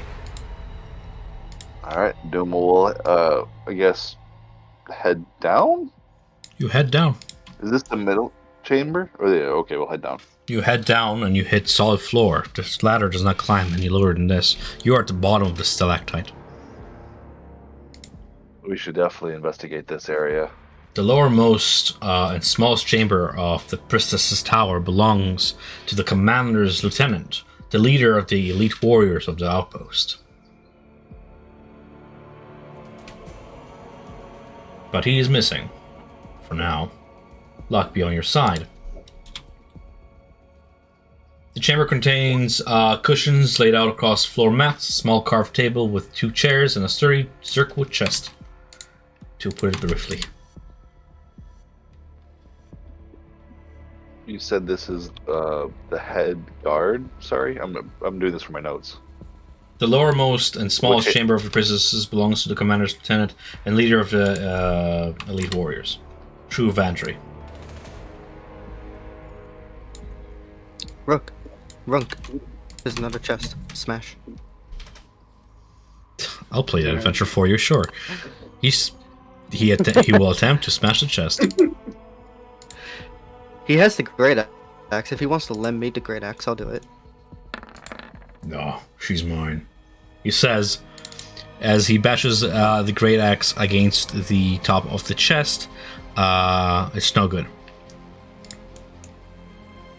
Damn.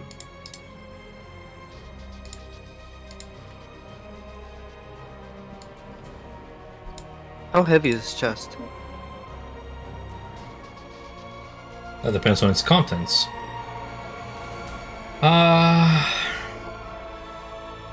Oh, it's heavy as fuck. You try to lift it, you can't. I won't even make you roll. You try and lift it, it doesn't even lift off the floor. Carry it. Maybe we can find something to pick the lock here and now. If somebody looks around with me. Okay. Do you have a good investigation, or should I help you, or should you help me?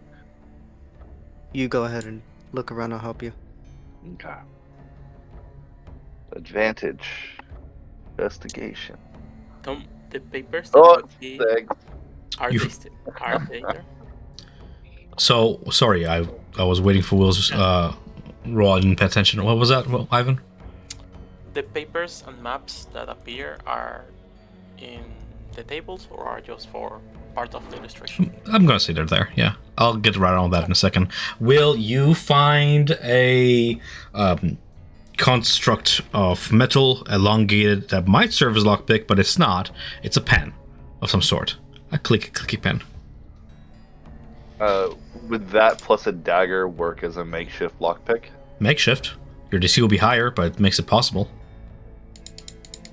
Okay. I'll try to open up the chest. I'll investigate the chest for traps. Sure, go ahead and roll me an investigation for traps. Oh, it's gonna be bad, I bet. 7. 7. While you have your suspicions, you find a trap, but not a method to disarm it. Trap. It's a little. The specifics of it is a needle-like contraption that is hovering just barely inside the keyhole of the chest. Okay. Can I tell whether it will pop out through the middle as soon as it, or is like? Would I be able to tell if I put something wood in front of it? Is it possible for me to attempt to lockpick it, but then cause the needle to hit the wood instead? You will not be able. You will not be able to lockpick a lock if you're blocking the lock you're picking. Okay. Well, this looks trapped. Jim Jar, do you think you are good enough at opening up a chest? You bet. Actually, yeah, you bet. If I open this, I get your gemstones. You don't get them all, but I'll give you one. Oh, well, no deal then. He folds his arms. Well, let me put it this way. Whatever is in that chest is probably more valuable than whatever we probably have scavenged. So if you think about it, seeing what's in that loot pretty much might be more worth saving our lives getting out of here. So would you weigh your life against refusing to try to open something? Alright. Give here. You'll attempt to picklock the chest. The M will attempt to play his own adventure. That's fine. You gave us all these This is what we brought these guys for. Actually, that's why I immediately thought of Jim Jar. He kneels before the chest with your dagger and the makeshift lockpick in hand and begins to pick at the lock.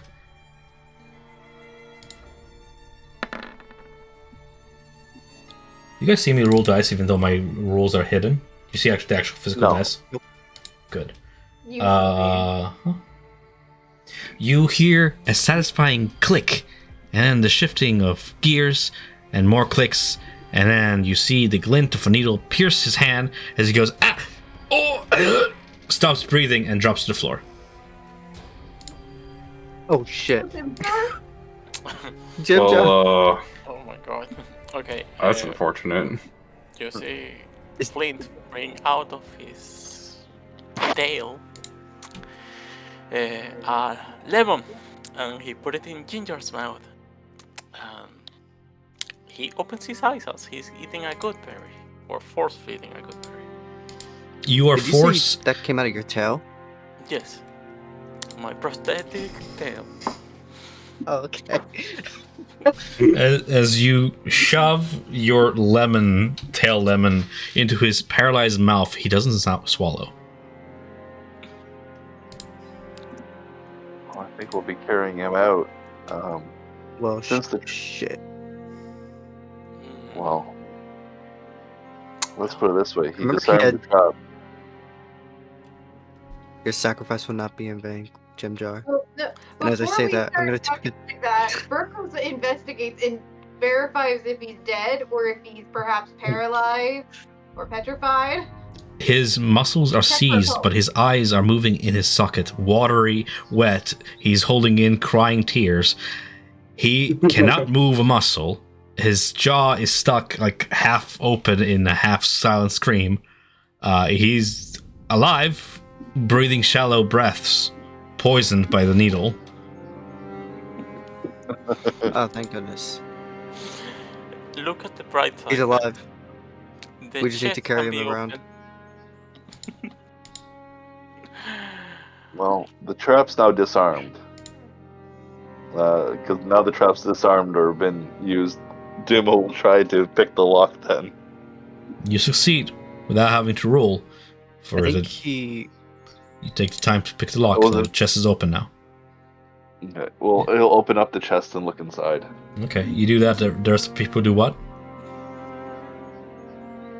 Burke is gonna go, seeing that there is nothing she can really do for Jim Jar besides perhaps take an arm as they move to the next. When they move to the next room, she goes back to investigating the papers on the table as she is fluent in Elvish. She's trying to, in particular, look for slave inventory list. You see her if she does find that. You do. You find a ledger of the recent captured slaves and such. Not so much names, but descriptions. Description? She's looking for one in particular. Young boy, human, no more than 10. You find a description of a 7-year-old boy, human, that fits the description of your brother. Seems that he has been taken to Menzo Baranzan. She, if that's in a book or whatnot, she grabs that page. Just takes it. Fair enough. I'm gonna pick up Grimjar. Easily done. He's a gnome, and that's the one thing you can lift. I'm gonna have Darendale help me to like put him on my back and just like hold him like a child back. Or not a child, I mean. He helps you like interlock his paralyzed hands, so he's clasped around your neck and just like a koala cub locked in onto you in a rigor mortis like grip. Actually, can he? Since he's a gnome, can he fit in the backpack I took? Yeah. Perfect. Yeah, I just opened the backpack, put it in there, and then just like zip it up. His head is sticking out. You equip Jim Jar. Improvised shield. Fair enough. In the chest then, first and foremost, Duma, go ahead and roll me a d12, please. D12. 2. You find the top of the chest is covered by a fine spider silk vest with dozens of tiny pockets, sized for vials of poison. 4 bottles of poison. Aside from that, in the chest, choose quarters, chest, trap, treasure. The chest contains Shure's personal items and clothing, as well as a small purse containing 20 gold pieces. A black velvet mask stitched with silvery thread in a spider web pattern, worth a pretty penny, or whatever you want to use it for.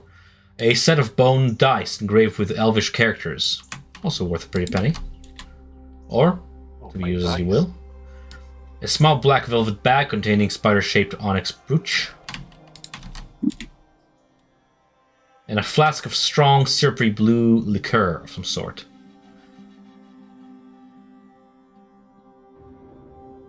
What did you roll to investigate the chest? 6? Pardon? Okay. I rolled a D12. No, to investigate chest. What? My investigation to find traps was. Oh, you didn't roll to investigate the chest because you were. I thought you were opening it. You rolled to investigate. Go ahead and roll it now. I was. You didn't ask me to roll to Go for investigate the chest. I can't see. 10. 10? That's all you find. Okay, that's too bad. Not Does anyone enough. mind if I take the chest? The vest, I mean. I wouldn't mind taking the poisons from it. It could be useful on my. The pockets arrow. are sized for vials Yeah, of go poison. ahead. Doesn't have poisons in it. Oh. Yeah, they're sized to stash poisons, so they're hidden. I just Brooke? want like a shirt or something. This chain shirt is chafing me. This chain shirt. Yeah, we're all gonna have to find outfits to wear. Brooke's the only one wearing clothes. Sareth, being a guard, gives you a tip that here, if you wish to risk it, there are 2 barracks to the south of us, where the soldiers keep their Oh. possessions. But it's a risk. That sounds like a great idea. Risk worth Definitely. taking. Nothing ventured, nothing gained. Definitely. And Mhm. I was gonna say Duma leans down to Jim or goes up to Jim Jar in the back of Eric and be like, "You know about that bet? I think you owe me a gem. You failed. But good job." You turn to Tap Jim on the Jar. back. He's still unconscious. Brooke kind of looks over. It's like, well, maybe since he likes to gamble so much, even if he didn't succeed, he's still alive, and maybe you shouldn't give him those dice. I feel like that's suiting. Duma would roll the dice in his hand and be like, "I think I'll keep these for myself. I really like playing dice. I lost the dice can you set a give me- little while ago." Can you give me control of Jim Jar since I'm carrying him Who has control? Jim in my Jar? backpack? Okay. Stop moving him. Stop moving him. Magic. Lorian, sure, here you go. Thank you. I can just take him off the map. He's not gonna be in combat for the next hour. Go ahead. Yeah, do that. No, I'll forget he exists if I do that. Never mind. You carry him. And before you escape here, and I forget a whole ass NPC. He's just stuck in a backpack. Yeah.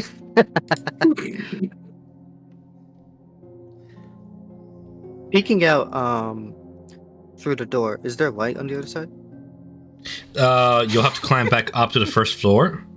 The door is just there because I didn't want to change the wall layout. Are you just escaping this this whole place? Like back upstairs? No, we should You probably would go wanna do check that. the Try very to find the top. bricks.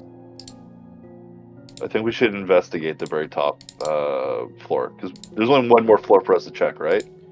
You're at the very You bottom. might give the best. If you climb back up, it's gonna be the place where we found the whip with the bed in the center. And if you climb one more floor, you'll be back on the very top of the stalactite where you first entered.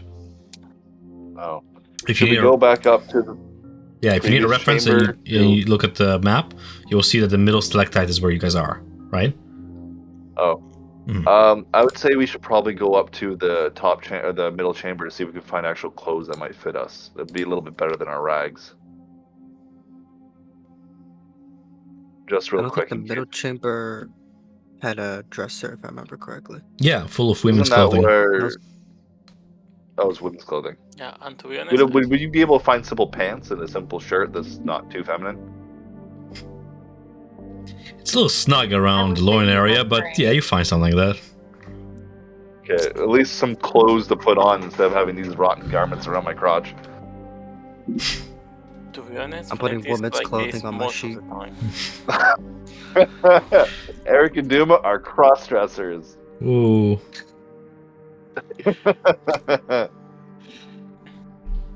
Look All my up life I've done female if I ever drow wanted to fashion. wear. No, Just okay, really? I'm kind of curious now. Actually, there's a handout with it, actually. I mean, if it's just a simple pair of pants and a shirt, Oh like I god. don't. Yeah. There's no shirts. There's no shirts. There's no. It's very much skimpy. Yeah. It's like BDSM attire. Well, I guess I was imagining like the drow outfit in Baldur's Gate 3, just being a simple It's just. I just low imagine. V-cut shirt. I just imagine Eric with like a chain shirt on, and he just have two straps of silk over his nips and under his armpits. You gotta protect There's a those. nice You gotta side boob protect going those. on. Like. That's exactly what I'm doing. I'm putting gonna wear something underneath this chain shirt just to prevent the chafing. You know, that's exactly. Was there not a ladder in the armory, the first room we were in? Was there not a ladder going up so far in there? Going down, Yes, where but you there heard the were- voices from, there yeah. were- Mhm. Down. We never went down because we heard voices. We opted for not fighting. Yes. Okay. Do we want to check out the barracks? I'm down for it. Yeah, sure. Just so everybody knows, I'm just currently just tabulating up money. I'm just assuming we're not like just tabulating it up for later. We can sort it out after session. If we live, we can figure it out later. Yeah. Hmm.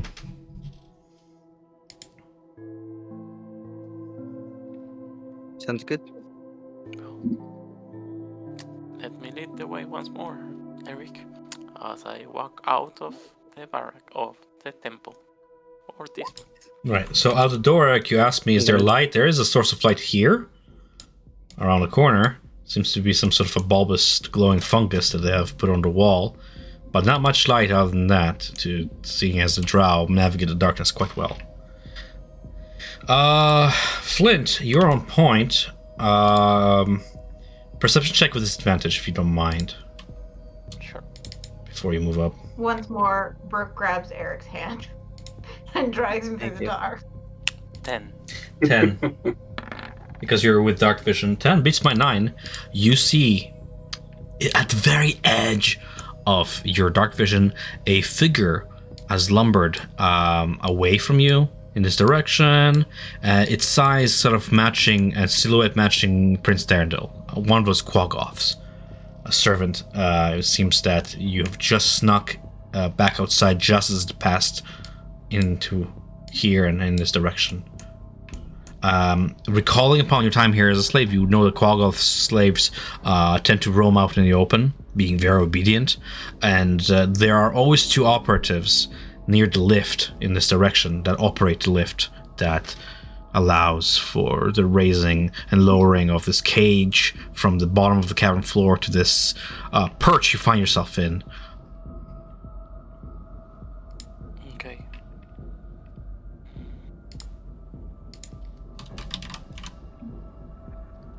We should keep moving, but slowly. There are some patrols up ahead and some friends of Prince.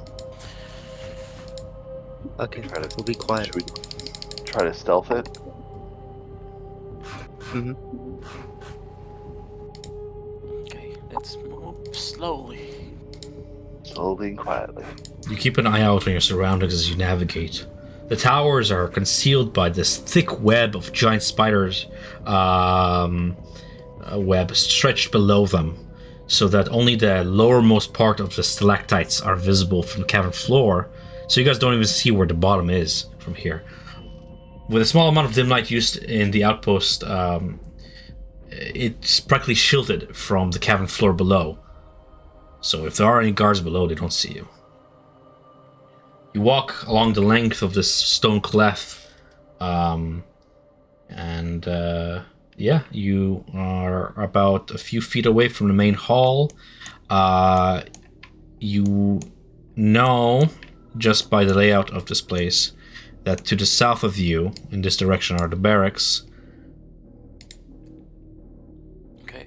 And Will you have a quick pause? I need to go and put the dogs out. of course.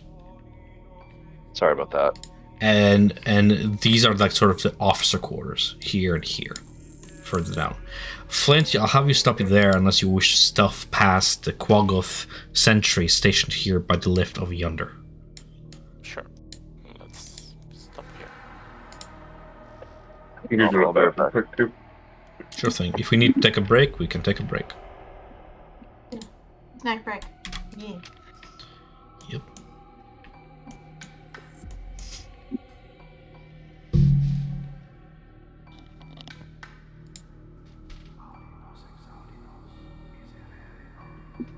Poor freaking Eric wandering around in the dark.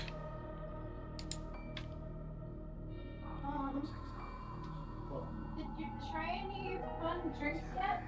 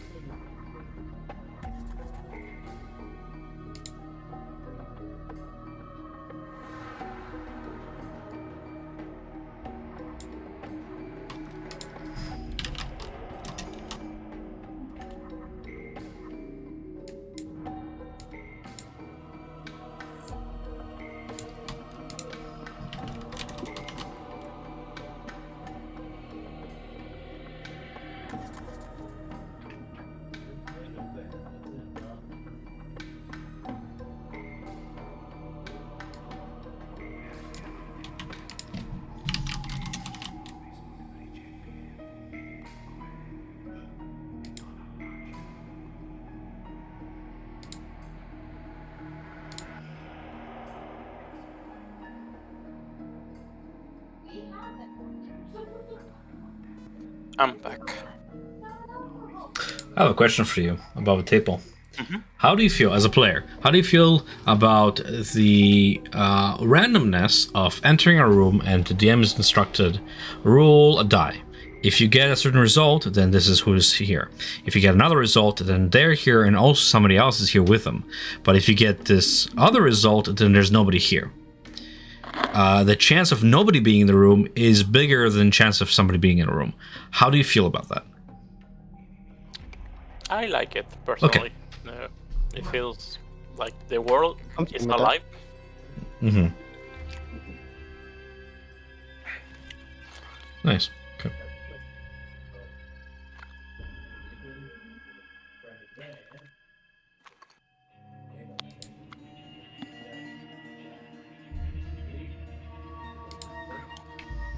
Oh, I forgot. Somebody was investigating the papers on the desk. I think it was you. You want to do it in retrospect? Because Flint would have done it? Yeah, sure.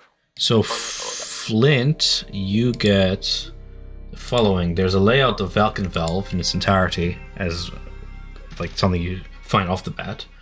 I'll post that in a second. Oh, I did already, didn't I? You guys traced it on the ground. But now that... yeah, I did post it. Now I can actually reveal it here. Let's see how much I can reveal without spoilers.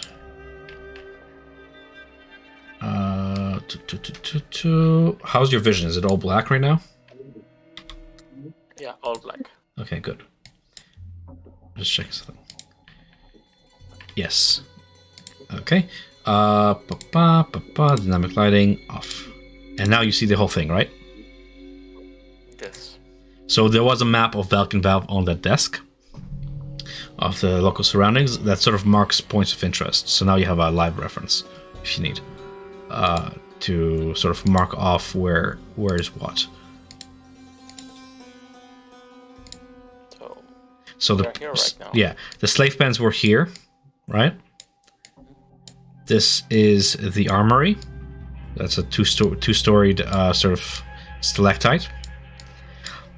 This is marked as the quaggoth pens. This is where they keep the beast-like cannibalistic servants.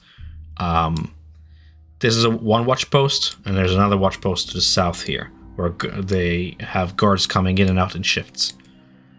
You've already investigated. This is the priestess tower. This is the main hall where they store food and pantry and spend time resting and recuperating. These two chambers serve as a sort of barracks for the soldiers, the lower caste, so to speak, while these two over here serve as the barracks for elite soldiers. Between them, marked off on the map, over yonder, is a mechanism to operate this lift here, often operated by quaggoths or slaves. You had your fair share of pushing that lever. Beyond it, the cave is sort of marked off to have 3 exits in the various directions. This exit here is marked off on this map to be leading across a place called the Silken Paths. The Silken Paths carries onwards toward Menzoberranzan. It is probably the most traversed route by the drow, the most patrolled, most traversed, even though notes on the desk indicate that the most recent supply patrol has not arrived yet, and that's most concerning. So contact with Menzoberranzan has not been established in the last few days. Nonetheless, this will be the direction toward it. This cavern, though it's not mapped entirely, leads eventually to in the direction of what is marked off as the Dark Lake. A body of water here in the Dark. The south path is not marked. It's not traversed by the drow for one reason or another. Does that make sense? Yeah. Okay.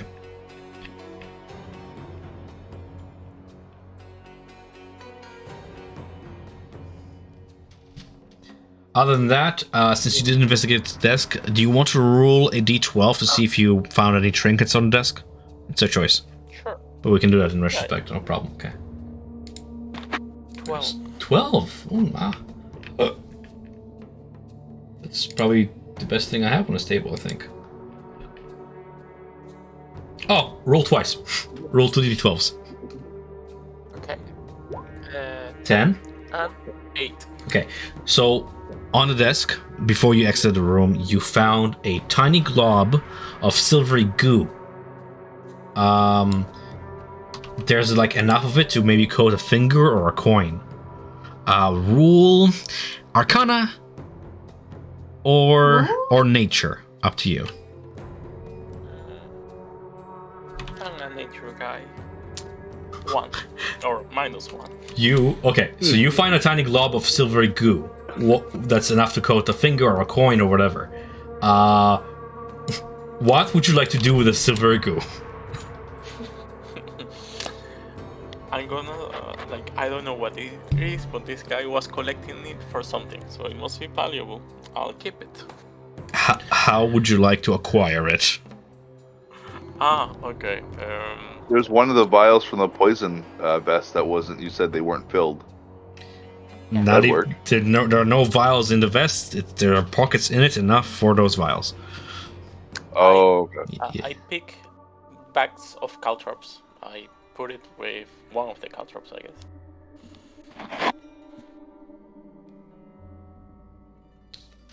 You just scoop it in a bag like this, yeah? Yeah. Okay. The glob coats itself amidst the caltrops. 8. You find also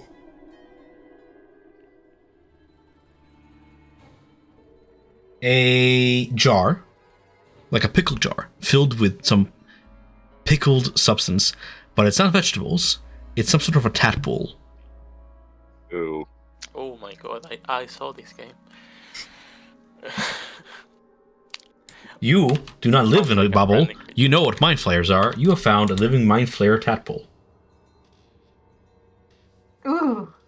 It doesn't seem to be thankfully mature enough to undergo metamorphosis. But you know, it might be hungry. You know, I'll keep it. It will be my pet. I'll train it to be good. Okay, that's another thing you found in the room before you exited it. So yes, you guys then will then find yourself over here at this point. Shall I close the map and bring us back to the first person perspective? Sure. Okay. Ba-bum. We are over here, down here. Poor Eric. He sees like maybe 5 feet around him. Who knows? Maybe Eric wants Yeah. to put that tadpole in his eye. Absolutely not.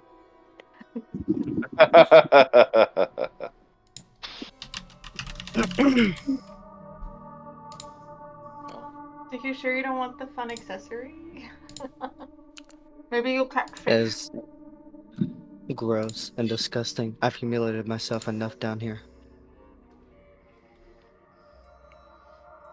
Well, I think what choice you guys wanna make?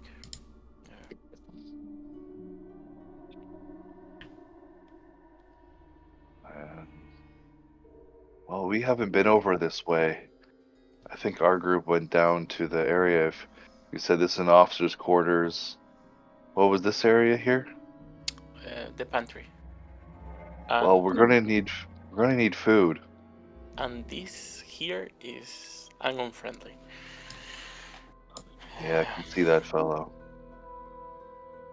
Tom, is that quaggoth facing us currently or looking away? Doesn't seem to be noticing you if that's your question. I was just trying to figure out which way he's facing currently. The large set of mechanical wheels of yonder. Okay. Yep. We could all use food. There might be something there, but office quarters might have something. But I think either way, I think we're gonna be in a bit of a fight. We should try and get food if we can. Take what we can, get out.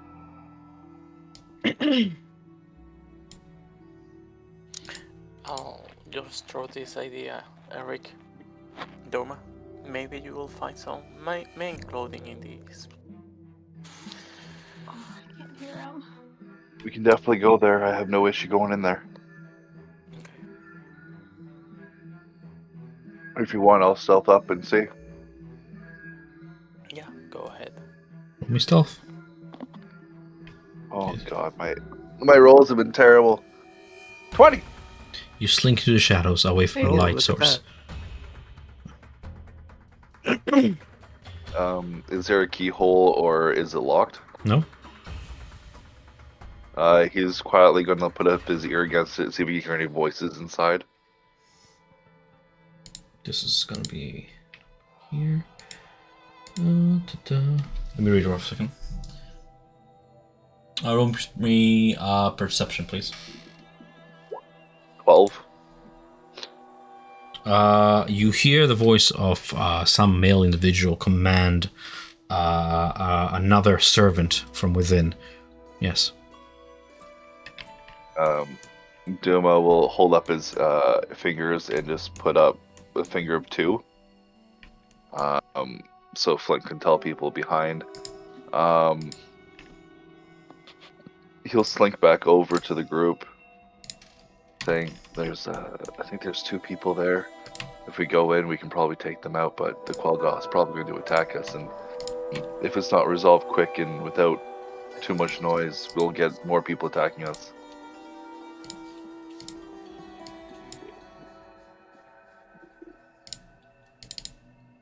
What does everybody think?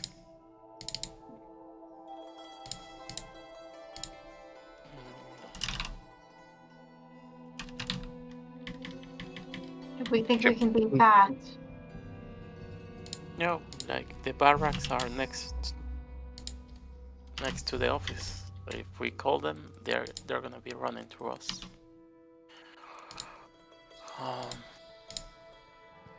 I think either way, if we go into the barracks, we'll be fighting. Yeah, but we cannot have a stand against 19 soldiers and the quaggoth. So.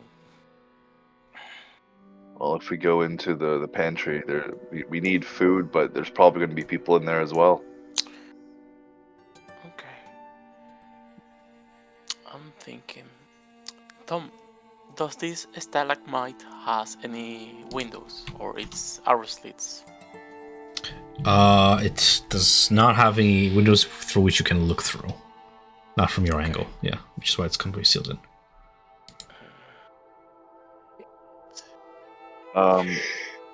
Tom, oh, never mind. There's no poison. Never mind. I was thinking there might be poison, drow poison I can use.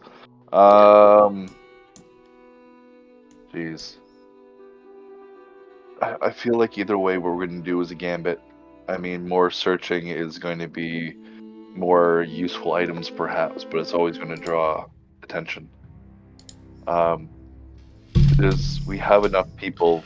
We could split up and go two separate. If you go into the office quarters, the other one go the other way. But either way, I think from now on we might be in a fight, unless we're very lucky and they don't notice us. I'm feeling pretty sneaky. Maybe I can get into that room without being noticed too well. Who knows? Verbal somatic. Damn it.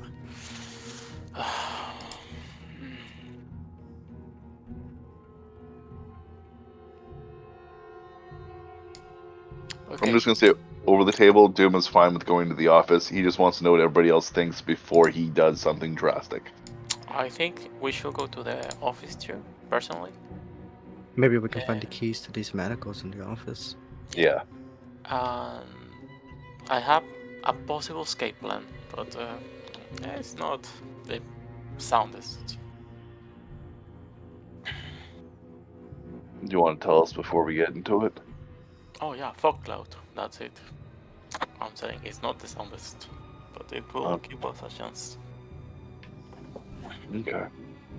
Well, I'll using my stealth. I'll stealth back over to the door, and we'll slowly open the door enough to peer through without causing any of their attention. Oh, do I recognize the guy here? He's one of the elite warriors. You do not. Roll intelligence. This will be like a memory check for you. Do you recognize him? He's one of the elite guards of this prison. With an 11 check, you seem to recall his name is. I'm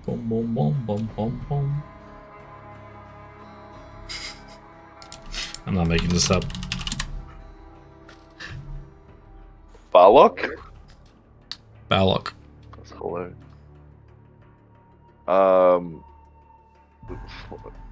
Duma will slowly back away and say, "It's an elite guard and another quaggoth. It's the elite guard Balok." In the office? Yeah, in the office.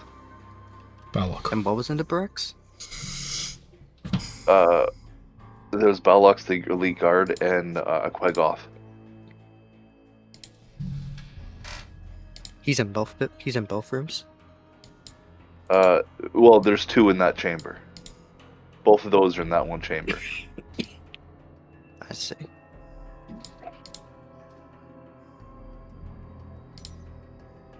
So if we do go in there, we're going to be fighting at least two quaggoths and an elite warrior. Eric, can you pass me that pouch that we found before? Of stakes?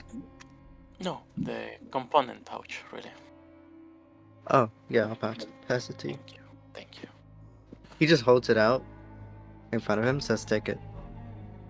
I make my jump to take it.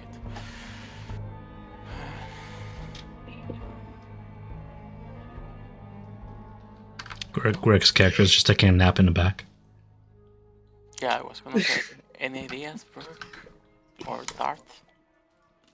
Anybody have any Dark? ideas? Or You know, you find him braced in the dark, and you still roll the taste of metal upon your tongue from your recent meal. Do you have any ideas that you want to share with the party? None that I can think of at the moment. All right. Okay.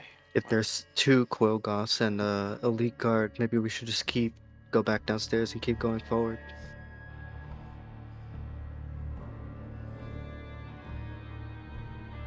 The only way to go downstairs, there's gears over here, a lift, but I mean that's by quaggoth anyways. That or No, I mean go back to the room we came from. There was another path downstairs we could have gone from the 3rd floor. was there? I got another way for us to get down. What's that? You're not gonna like it. Are you gonna push someone over the edge again? No, wait, what? I have not pushed anybody off a cliff recently. But I got a spell called Featherfall. Unfortunately, though, I can only do it once. There is no choice. Yeah. We should push. So you're saying use it on the heaviest person that can catch everybody? It can be used on multiple people, but not all of us. Correct. What if you, one person who's the biggest, picks up everybody, and then you jump, you cast Featherfall on that one person, and the one person carries everybody else? Kind of go down as like a stacked Featherfall. Never used it like that, but I'm willing to try. But we don't really know what's over this edge. Could be Oh, the farther spider than webs. 60 feet. There's spider webs and probably spiders, so if we don't get caught in the cobwebs, yeah, we'll be finding some spiders and be in a sticky situation. How far No down? pun intended. How far down All the is it? buttons. I haven't just doing Pythagorean theorem meanwhile. Yeah. Well, I don't think jumping into the abyss is a good idea. Yeah, It's fine, we are protected, says Pupito. He's already climbed up on the fence and he's 1 foot off, Free falling. Brooke looks back and is like, get down from there! To be honest, as quietly as she can. Just like, this. Get down. I think we need to make hard decisions right now. Someone may have to call the attention of the guards so we can make a run, the rest of us. Eldith just goes, why can't we just ambush them? Well, honestly, we could if we have all the get element of into a surprise on better our position. side. you have a point, Eldith. I didn't think about it. If we all can, if we all can just attack the quaggoth all at once and take them down immediately, then go to the officer room and focus them, then we can actually check what's in that room. Yeah, but there's no guarantee there's only one of them. I only saw 2 of them and I didn't see any other stairs. Damn, I'm a genius. Let's block that door with the pikes and just kill the quaggoth, as Eldith is suggesting, and keep running. Or then we open it.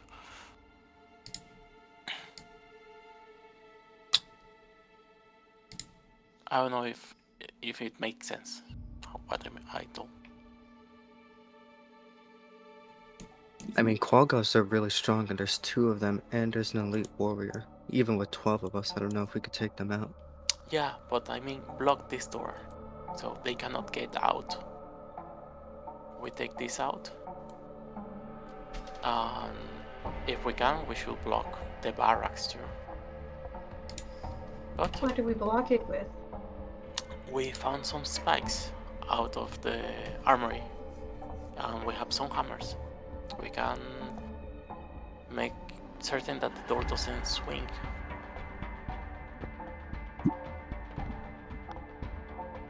Like a wedge. That's what I'm saying.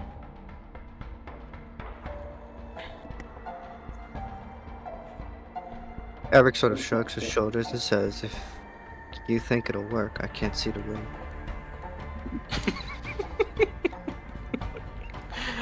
Damn it. Well, should we ambush then this guy and hope for the best with the rest then? I'm with you. I think This little guy over here has more gut than the rest of you. Ron just looks like he's stir crazy at this point. He's been slinking shadows, just bloodthirst in his eyes. The polar opposite of the Shushar. Quaggoth. Yeah. Get the Quaggoth as quickly and quietly as possible. Where's Boopido? Okay. Where'd you put my boy? Where's Jim Jar? Where'd you put my boy? He's put away.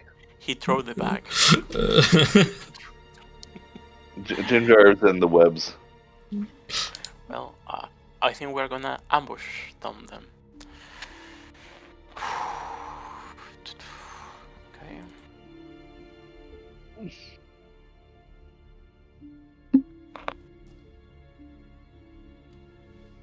There were 12 spikes, if I recall correctly.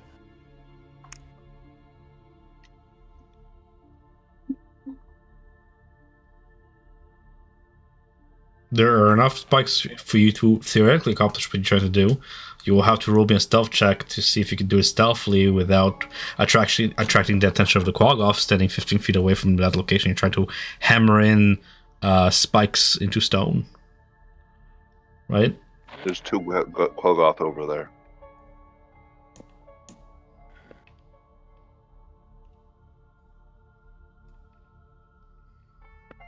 Okay. I say let's do it everything at the same time. Attack them and wedge those swords at the same time. And that initiative does their work. I don't trust my stealth.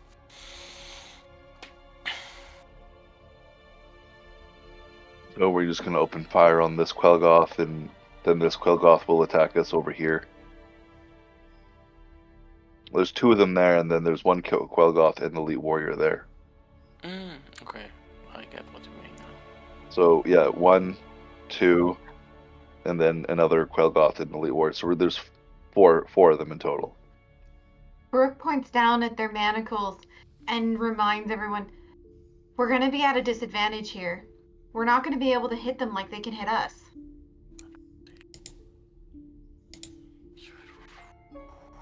Okay. This is not a good idea. Maybe we can use a pebble and cause a distraction, cause them to walk away.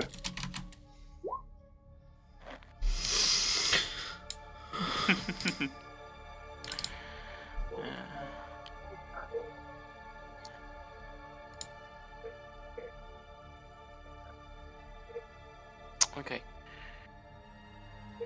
I'll take care of the elite warrior and the other quaggoth. You take care of the other 2? I'll do what I can. Hopefully the rest of the group backs us up. It looks like Ron's ready to fight. He's just waiting for your mark. Your head says, we're all in this together now. Yeah. So. And kind of like looks over to Eric, just being like, you ready for this? So Duma will ready his crossbow to hang across. Yeah, I'm ready. I look at Shushar and like, oh my god, I hope to have his piece in my last seconds. Shushar is like on the path behind you guys, legs crossed, meditative pose, and you're just taking in the peace and quiet of it all. The quiet before the storm. Duma has a hand crossbow ready, trained on the quaggoth. So as soon as someone's alerted, he'll just set one off as a surprise shot. Cool. Roll me initiative, guys. I'm just waiting for everybody else to get in a position before that happens. Mm-hmm. Brooke looks back at Bibido. He's like, You think you can... You have that hand crossbow there. You think you can get off a couple shots from back here? Don't try to get to the front lines. With this blessed bolt, I shall extinguish their souls and claim it as mine. Can I have Arendelle helping us during this? Yeah, of course. I don't have access to a sheet. No, we explained that earlier. There's too much info on the sheet. Yeah. Here. For the sake of information, I wish there was a way for me to... Oh, there is a way for me to do it. Hold on. Quaggoth. I'm just making sure there are not any spoilers on his sheet. Oh, get this! All the spoiler stuff is in the DM only section. Coolio. Prince Darndal.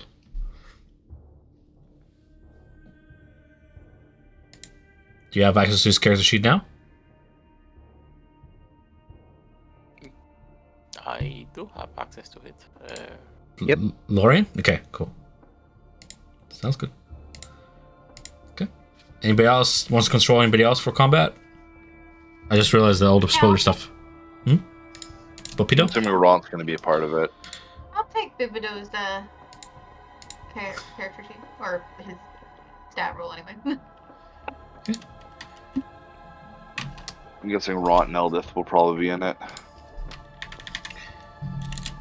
Yep. Second.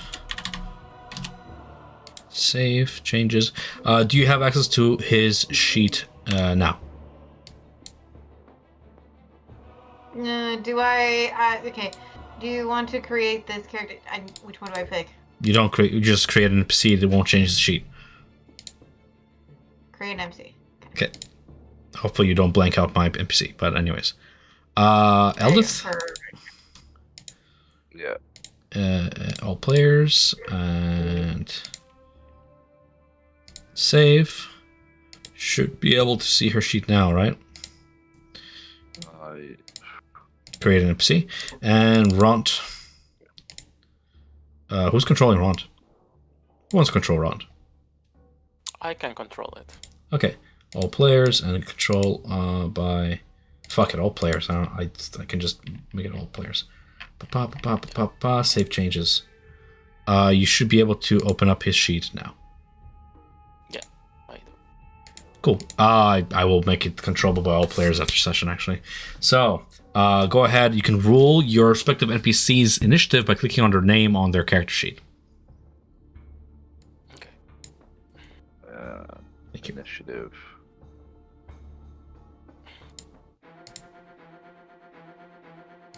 I don't know why I whispered that to you. I don't know why that worked that way.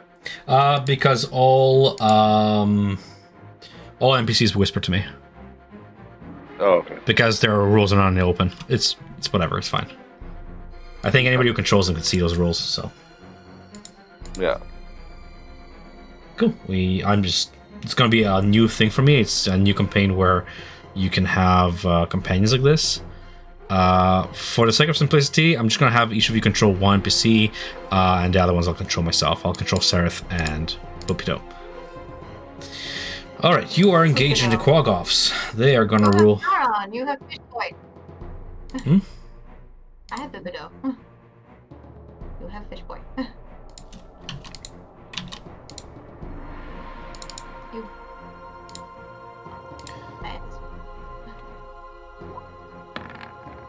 Cool. Quaggoths are surprised and they're in bottom of initiative. And just in case, rolling him as well.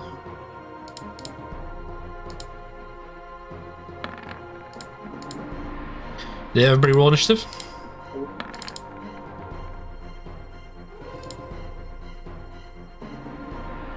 I believe so.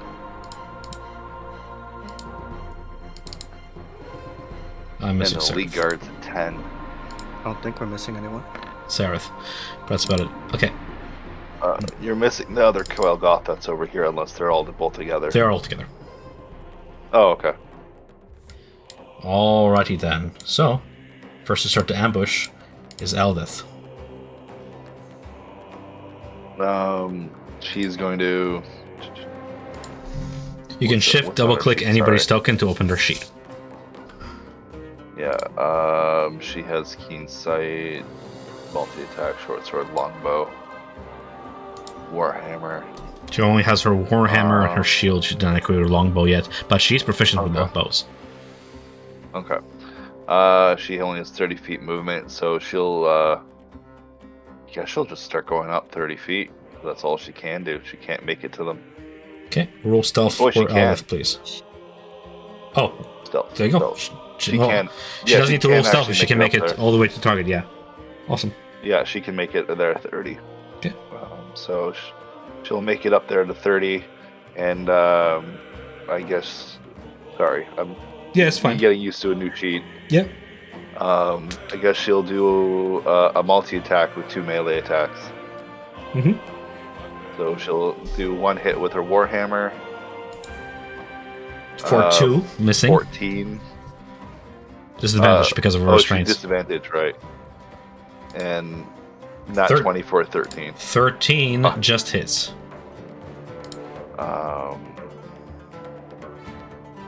Actually, they are surprised, so let me just check the surprise condition real quick. You might have a natural 20 and hit with a 14, because surprise gives you advantage. Oh. Which would just balance out to normal, right? Well, no, it will be advantage. Like a full advantage. Yeah, which would balance out with to normal because of the restraints, of course. So 14 hits and natural 20 hits. You can go ahead and click on the attack word in chat, and it will actually roll damage. Oh, perfect. It's whispering, by the way. I do it. Yeah, I know it is. So the first one's 4 damage, and then the other one is 6. Nice. She crits creature. It screams out in surprise. We still have all that happening in the first 6 seconds of combat, so Eric to follow up as Eldith lifts her shield. Could I have gotten a candle lit while we were getting ready? Sorry, yes. I was double-clicking your token, trying to give you light.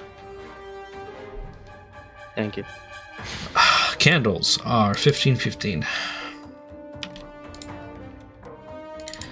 You are holding candle in one hand. Yep.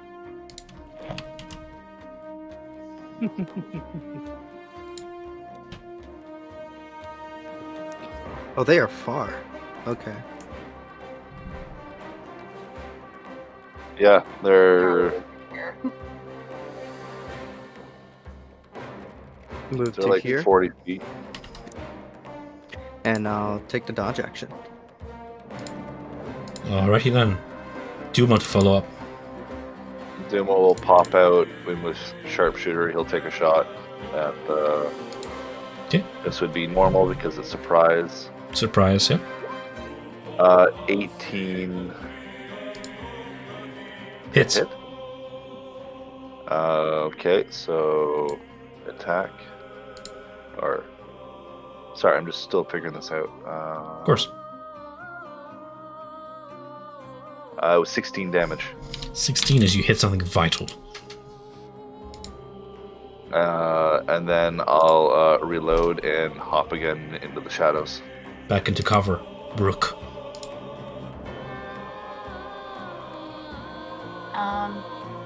Brooke is going to take that.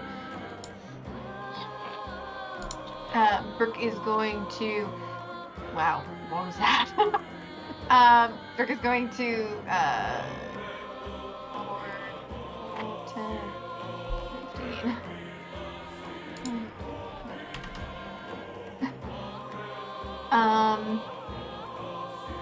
And she doesn't have any. She can't throw her dagger that far. If I remember correctly.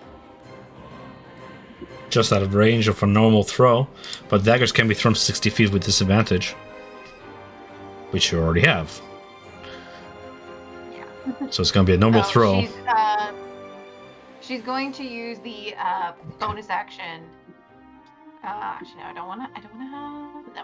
She's going to take the action dodge. Prince Darendil enters a furious battle of rage as he begins to sort of creep forth on all fours, slowly at first, and then creep through the shadows and accelerate his pace. And as he's approaching within like a few more feet toward his target, he begins to go on a full silent sprint. Go ahead and attack with him if you can. I don't know if he gets extra speed from his character sheet. It's as new to me as it is to you. He has climb speed, but, you know, he can only dash 60, so there's that. Who's controlling Prince Darendil? I think it was Lorian. Lorian, yeah. Yep. Prince is gonna run on forward.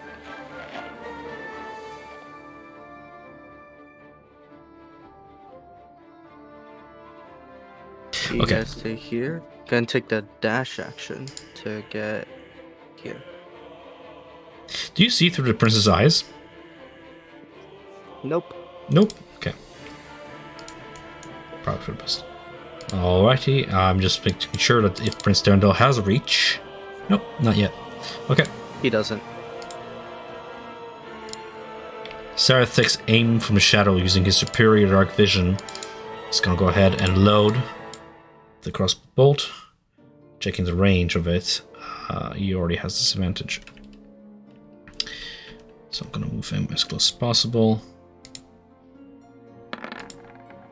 Surprise round gives him a 7 on his roll, missing his bolt, unfortunately. As he misses his bolt, he's going to go ahead and whisper under his breath a spell, and as he pushes forth his hands, the rattle of the chains echoes through the cave slightly, and then you see it. Fairy fire begins to spread forth in front of him as dancing lights, little motes, become apparent before you, and up to 4 torch-sized lights within range of 120 feet. Okay. So I'll go ahead and complete that spell as whoever's controlling Ron, take your turn, as dancing lights begin to dominate the chamber. Ron. Ron smash. His adrenaline. He brings his great axe while pushing Eldred and goes against the quaggoth. 18 to hit. 18 hits. Slashing as it goes against his chest. Do you guys see the light that I've just cast? Mhm. Okay. Dancing lights. Little like blue so. light. Yes. Drow have innate magic they can use. Ront hits for a total of 8 slashing damage against the first quaggoth, bringing the quaggoth to his knees. But not dead. Darts. Okie dokie. I am moving. More work. Job's done. Oh, right. I can try the whip out. Because it has reach. So I can go over the dwarf. Yep. 15 feet. Oh. 1d20 plus your dexterity is the hit. Yes, sir. Sec. Pretty sure you can just add whip from companion, but it works. Yay!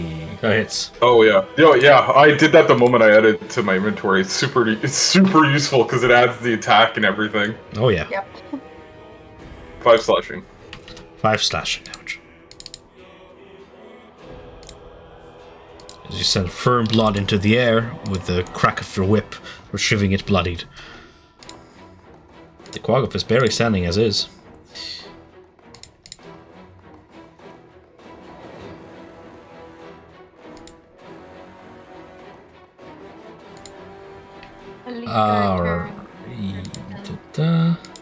Boopito's turn. Wait, the lead guard doesn't take turn? Cool. Boopito's turn. Perfect.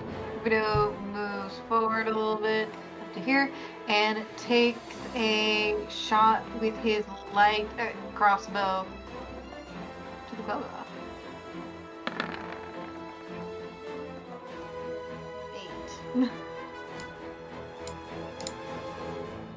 8. 8, unfortunately, does not pierce the quaggoth's flesh to be effective enough to down him.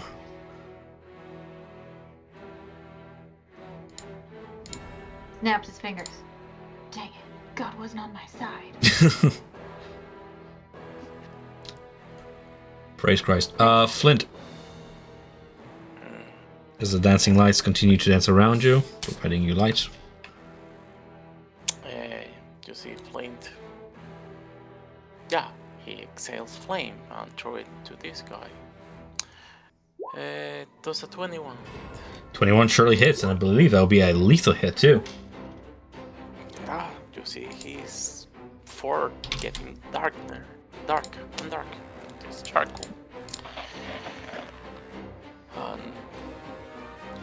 I give a high five to Nice Tool. Oh, that's it. The monstrosity falls. The quaggoth, seeing its fallen brethren, turns in shock and screams out, "Slaves! Escaping! Escaping!" And with that, You speak English? Fuck. Well, common? Well, he forms the words. You can see that it's a missync with what he's actually speaking, but again, as before, thanks to spores of the mushroom person in your midst there, something about his presence allows you to translate words spoken in other languages innately in your mind. For you to understand. Okay. The quaggoth will go ahead and dash forth. Toward Ront. Multi-attack, making 2 claw attacks against Ront. 24 and 19 hit Ront for 16 damage. He's down. Yep. As the monster growls a bestial roar, it just takes Ront and he's like, "Yeah, come here, you little," and he just grabs him, puts him on the floor, and chokes the war cry out of him and just rips him in half on the floor. Ront is dead. Oh shit. The quaggoth looks at you guys, its maw now dripping with the blood of the orc. Looks at you guys hungrily as Eldeth gets to react. She's just gonna look at Ront die and just start laughing at the fact that he died. This quaggoth's dead or heartless. No? Yikes. Oh, they hate each other. This quaggoth's dead though, right? Yes. Okay. Eldeth will laugh and be like, "I'll show you how it's done." Step over Ron's body and just take a massive swing down. And I always seem to lose her sheet. Disadvantage, so 13 to hit. Hits. 3 damage. And she doesn't have any bonus actions, I don't believe. Well, she does have multi-attack, though. Expecting the familiar crunch of bones at the impact, it just simply thuds against the flesh, and the quaggoth snarls, barely flinches. You hear the scraping of claws coming from the floor, the door behind you now. What do you do for the remainder of Eldeth's turn? Well, she took another swing and missed because it was a 3. Unfortunate. Yeah.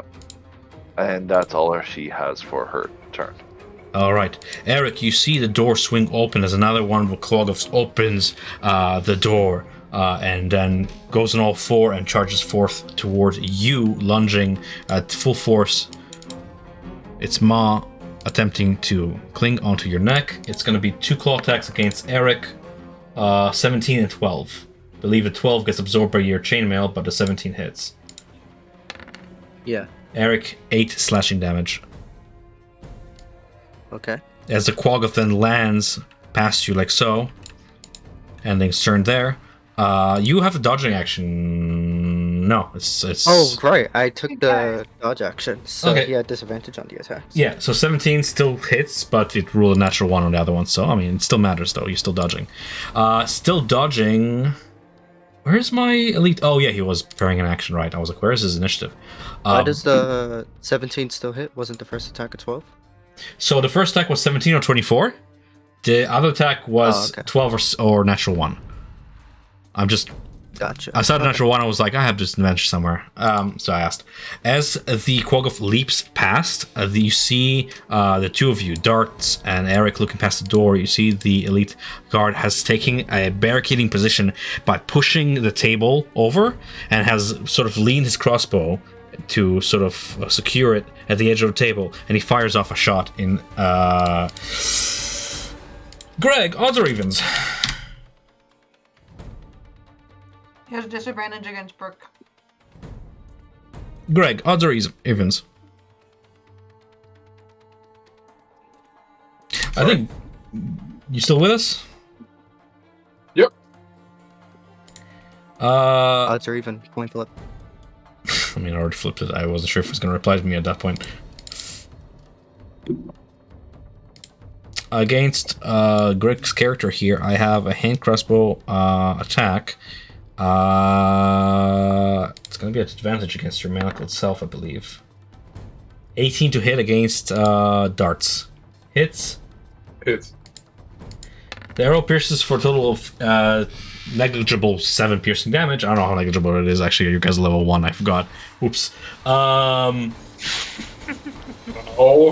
Yeah, 7 piercing damage. Ow. Can you make me a Constitution saving throw, please? Against the effect of the poison. Yes, sir. Nice. 20. Your Dampier blood manages to shake off the effects of the poison for now. Nonetheless, that arrow did its damage. Drow Elite Warriors have multi-attack, but not with hand crossbows, thankfully, because those require you to reload. So there's that. He goes to reload the crossbow, having completed his ready action. We then have Eric's turn. Eric, you stop dodging. Yep. I'm gonna try to grapple the quaggoth and knock it prone.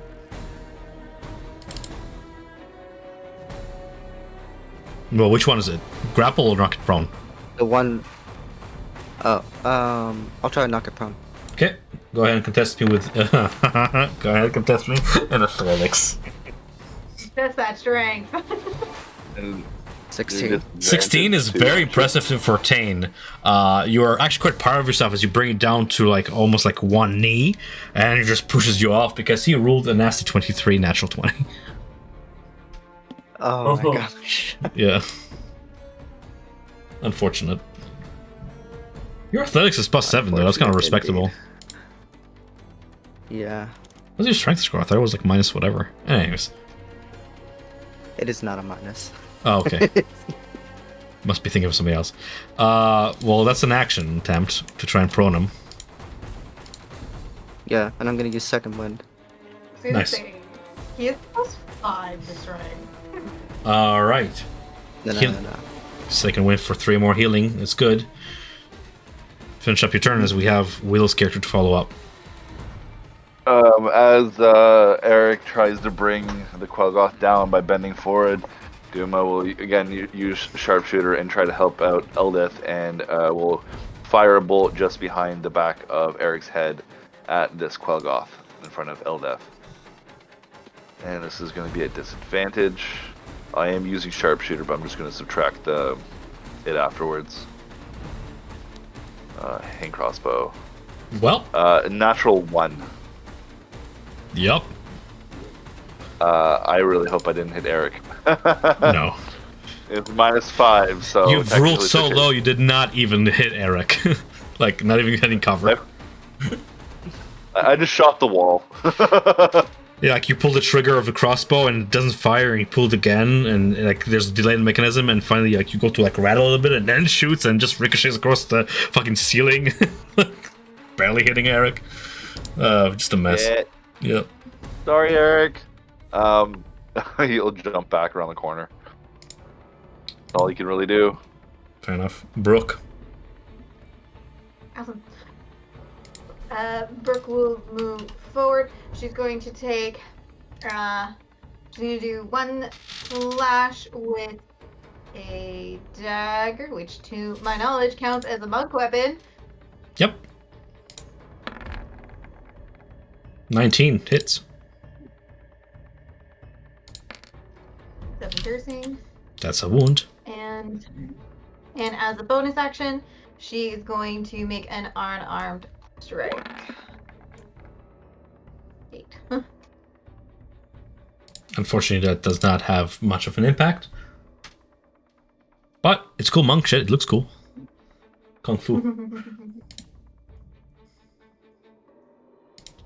Prince Darendelle now in full rage, unless our monk has anything else to follow up. Nope. She's going to stand her ground. Okay. Prince Darendelle now in his full fury. Makes his way over to his noble companion. I do apologize for makes this, 2 attacks with his old claws lad. Fucking. Alrighty.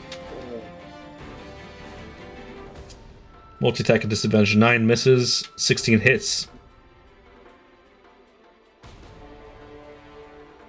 For 6 slashing. Blooding the quaggoth.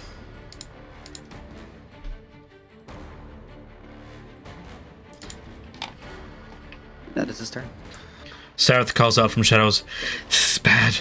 This is very bad. We're about to raise the alarm. We need to get out of here.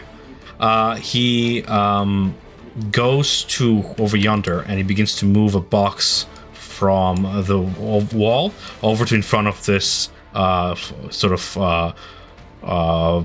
trying to barricade it. That's going to take his full action to do as he forgoes taking a shot. You hear movement coming from behind the door as the ruckus you guys are causing is grabbing attention. Ron instead. Darts is AFK. Can you close that door, Dart? Damn it. Darts closes door.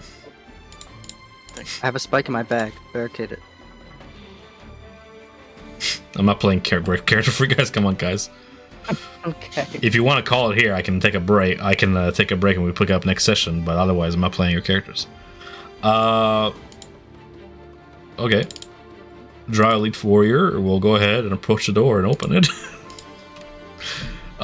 Using the rest of his movement, he will go ahead and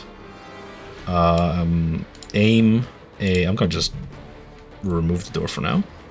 Actually, no, it's fine. Oh, it's not. No, it's not, because now I cannot select my draw, so I'll have to remove the door for now.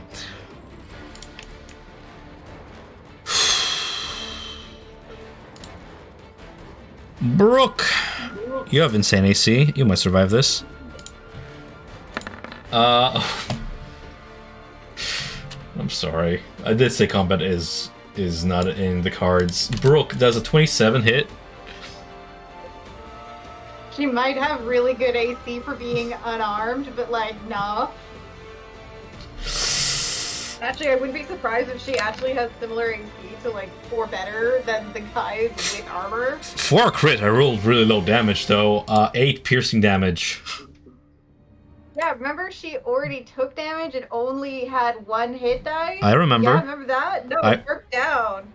What's your max HP? 9. 9. 18 is the max. Did you take a short rest before? She did. She rolled her hit She die. rolled her hit dice, yeah. Brooke goes down at... Only gave her, which gave her 7. She actually rolled really well. But like, her max hit points is 9. Greg, you're back. You can intercept if you wish. I did skip your turn for now, but back to you. Oh, okay, he's coming out the door. Yes. And Brooke just went down. Does it open this way or this way? Both ways. Yeah. Thinking I was like I could like hold the door.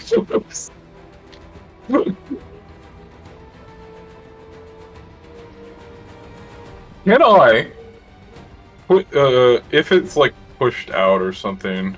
Can I use my body to like push it so it's closed, and then use a hand crossbow to shoot this one? Sure.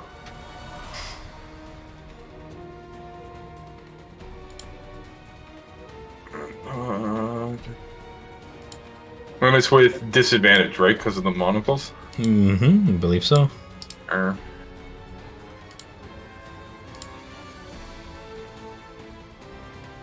23 hits. Alright. Easy clap. Alright, 7 pierce. 7 piercing. You are wounding, they bleed, they can be killed, but the tide of battle, it might turn against you if you keep going. Nonetheless, yep. That's a wound. You're holding the door closed for now. We have Bupito to follow. Yeah.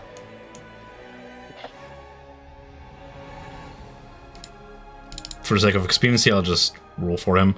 Bupito will go ahead and take a light crossbow shot. Just because I can't wait for you guys to take turns on PC. I might handle them in the future. We'll see. 3 piercing damage against the quaggoth that you guys just shot there. As we have Flint to follow up with an attack. Flint, go for it. Okay. Yeah, things are not looking good. Flint is gonna blow dust into the ground, and the dust is gonna start rising, and casting fog cloud.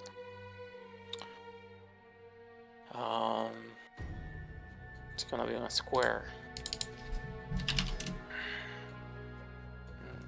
Not that one. Let me do the line, sorry. So it will be like around this 20 feet radius, right? Yeah. Like so? No, one to the left. Yeah, there. And yeah, he's gonna grab stool and rush through the smoke. No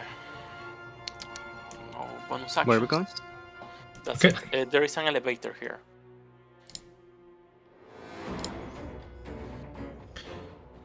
Alright, blinded and bloodied, the quaggoth of yonder was wounded.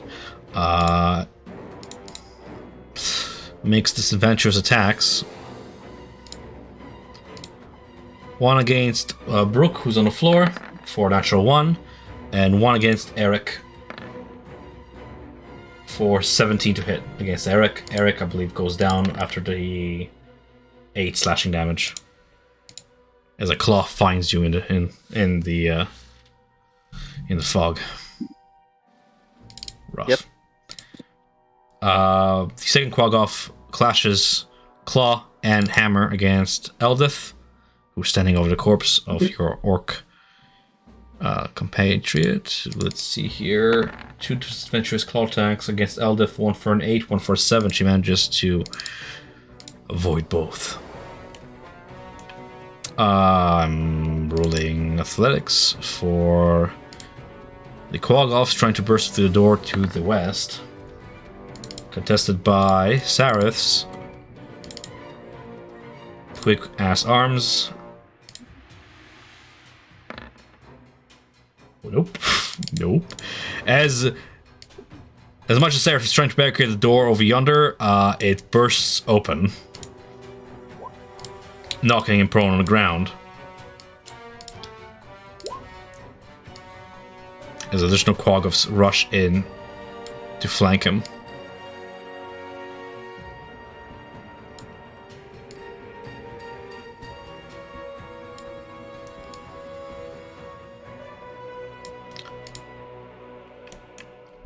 Wow, we gotta run. Mm-hmm.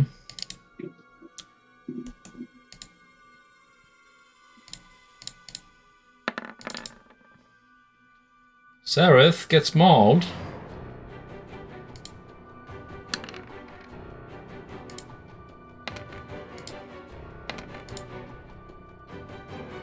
For 8 plus 7 plus 7. Damage. 22 damage all in all. He's dead.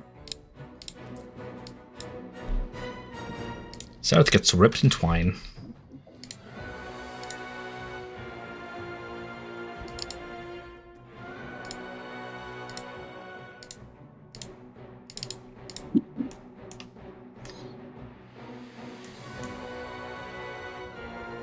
Eldith.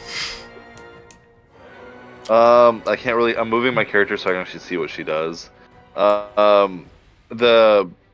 wheel here, the elevator, is it currently functioning or no? So, from your experience, it requires very strong creatures to turn the wheel. The elevator then slowly rises or drops as it rotates. Takes about 20 to 30 seconds to get from one floor to the other if you keep on rotating. Depending on how many creatures operate the wheel, it might be easier to rotate. One creature will struggle, 2 will operate normally, 3 will be more expedited effort. It's a strength check, essentially, to turn the wheel. Well, I guess given right now, Eldith will fend off the quaggoth that she's fighting to try to kill it, so it's a little bit easier for them to rotate the gears. So she'll take 2 swings. Okay. Blind attack in blind. Nonetheless, 15 first strike hits. and a 4. Nice. Very nice. 8 bludgeoning damage. 8 bludgeoning damage.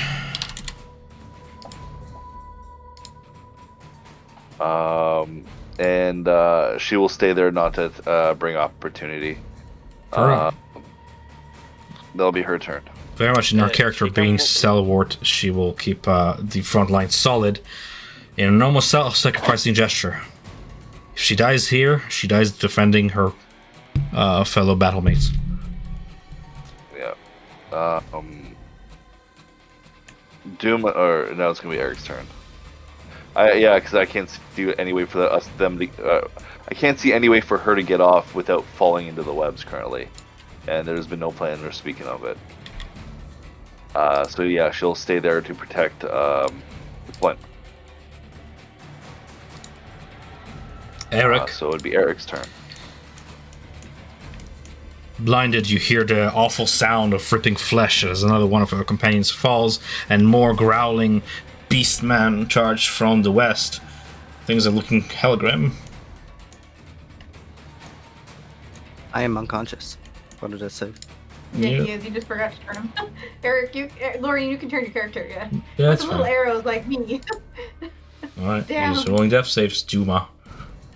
Duma will run forward and run forward 5-10 feet and put a good berry in Brooke's mouth and go chomp chomp chomp, forcing her mouth to move up and down to bring her back to health, and be like, you know, I was always told that we're supposed to be eating our food thoroughly, chewing it before you swallow, so I really hope when you wake up you're not gonna be choking.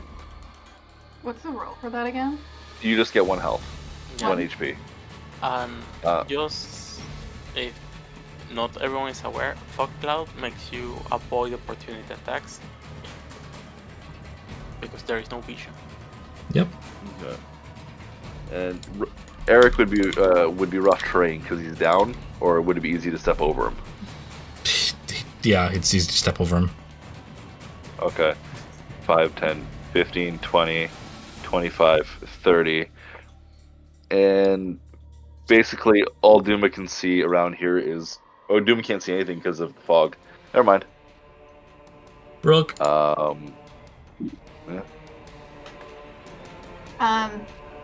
Brooke will use half her movement to get up. And for seeing that battle is still moving around her, she will do as she does best. Or action strike. And is it just normal now? Because, well, I can see it, it can't see me. Is that how that works for the fog? You're still restrained.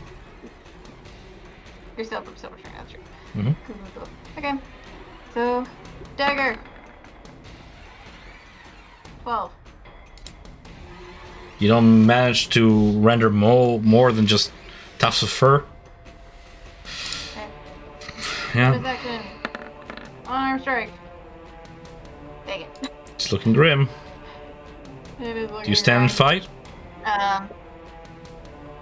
She decides to move. She still has a little bit of it. So she decides to move into the fog. Over here. Kind of jumping over Eric. From the fog, you just hear Prince Darendel yell, "Run!" More in a sheer panic, or perhaps out of desperate call for you to flee his rage, for he might harm you just as well as he might harm his foe before him. Nonetheless, Prince Darendel will go ahead and do what he does best. 2 claw attacks. I have an 11 and I have a 16. 16 hits. Alright. Seraph is dead. Darts. Alright, I am going to use the fog to my advantage and... dashing is what, twice? Yeah, double your speed. Yeah, and Double? you have a good bear rate too, by the way, Yeah, you can get Eric up. if you wish. Ooh. Oh, but dashing would use both my action and my bonus. Oh, wait, would it? Dashing is I your still have my action. bonus action? Yeah, you still have your bonus Yeah, action. okay, so I could... Okay, perfect, yeah. So I'll... 5... 10... Bye, I'll Eric. use the good berry on him. That's Flint. That's Oh, Eric. that's Flint, fine. yeah, that's not Eric. Eric's the one who's on his side. Not you. Sorry. I just have the opponent for So I the... can use it from front here. claw. Yeah. Oh, sorry, I'm just exhausted. Okay, so good berry bonus action. I need it. Pretty sure Goodberry is a full action, but okay. Yeah, Goodberry is a full action. Wait, it is? Oh, okay. So Yeah. Damn. Okay, so I'd have to... You're still down, Eric. Even with the good berry? No. No. Oh, No. right. Okay.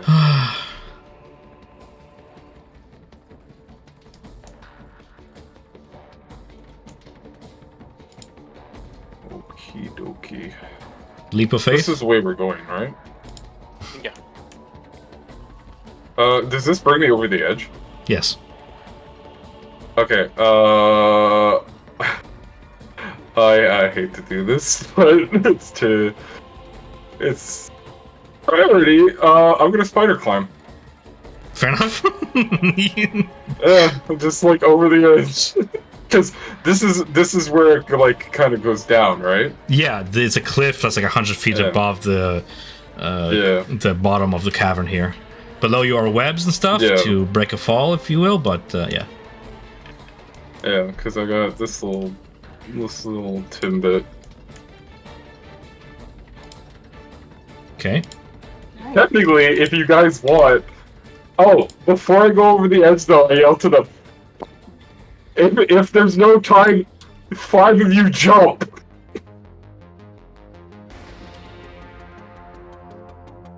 Remember my plan! I yell. Alright. You feel the rush of wind as the lead guard sprints out of the barrack and goes to on a flanking maneuver and sounds an alarm by blowing this buzzing horn that reverberates throughout the cavern, at this point alerting the entire facility of escaping prisoners. He will then follow up by loading his crossbow and shooting blindly at Eric. 11 to hit against Eric, I believe misses. Yes. Okay. Scooby-Doo decides to just start dashing. He hears the cries. He's like, I am getting out of here and just... I have greater purpose to serve. Bupito steps over the edge and leaps down into the webs. Oh, he goes that way. Cool. Shushar leaps over and follows Bupito. Flint. Flint, get out of the smoke and start running into the elevator. Is the elevator there? Yeah, but we're not going to be able to lift it or use it in time. Odd or evens? Ivan? Okay, let's say odds. Odds? Yeah. The elevator is there. The elevator is on the... You're so lucky. The elevator is on the top floor, yes. Okay, and is it a rope or is it like a chain? Chain. It's meant to support, like, 8 people or something, Okay. I'm gonna make it clear to you, Ivan. There's the elevator, and there's also a leap of faith. Yeah. It's scary, but it's, it's life. It's life or death. I hug my stool, and I say, "Close your eyes, boy," and we go for it. I wanna go home. Alright. Webs. For the first time I get to read about what webs do. You fall. A creature pushed off the stairs, bridge, or the edge of the platform can attempt to extend your saving throw. You're willingly falling. You fall, landing in the web stretched beneath the outpost. The dense webs of giant spiders. You become restrained as soon as you hit the webs. As an action, a restrained creature can attempt a strength check to break free from the webs. The webs can also burn or get damaged. Otherwise, they are super difficult terrain. Alright. Can I prepare an action? Yeah. As soon as the rest of the party jumps into it, I'll catch the webs on flame. Okay. Sounds good. Sounds like a good condition. The impact reverberates throughout the web as you fall down upon it and tracks its owner. Giant spider rolls for initiative, unfortunately. Oh my god, look at that. That's mean. Man, it's right after Flint. Yeah. It went for Flint. Go, spider, take your turn. A spider, I bring you a stool. You what? Alright. That's unfortunate. It has spider sense and web walker, so it's gonna go ahead and move across the webbing without restrictions and bite a restrained creature with advantage. It's gonna be a bite against Flint for a 23 to hit. It does hit. 8 piercing damage, and can make me a Constitution saving throw. Sure. Wow. 9 years, guys. I've ran games for 9 years. I've never had a TPK. Out of the abyss does not get around. I believe. That's 2d8 poison damage. Oh, shit. Did you just kill our druid? That's 11 poison damage. Oh my god, you're down, and did he go over your health? No. It will be 16 for that. Oof. Okay, can a stool grab my pocket and give me a good berry? It's an honest question. On his... Yes, he can. I never thought I would roll initiative for stool. That's new. Hey, he's small bot He brain. is an NPC, he counts. Watch him Yeah. roll like a 1 and he's going in this turn. Look at that. He rolled a 1! Perfect. Perfect. No TPK. Alright, we have the quaggoth servants bursting through the door over here, charging through. Taking dash action here. Another quaggoth. Dash action here. That's unfortunate. We have 2 quaggoths attacking your dwarf companion over yonder. I will call it at 10 o'clock if we don't finish this combat by then. We have a disadvantage, claw against the dwarf. 11 miss. What's our AC? 16, 15. Hit. Nice. 7 slashing. Elders just get killed. Combat. I said, did Elders just die? 14. She No, health. she still stands.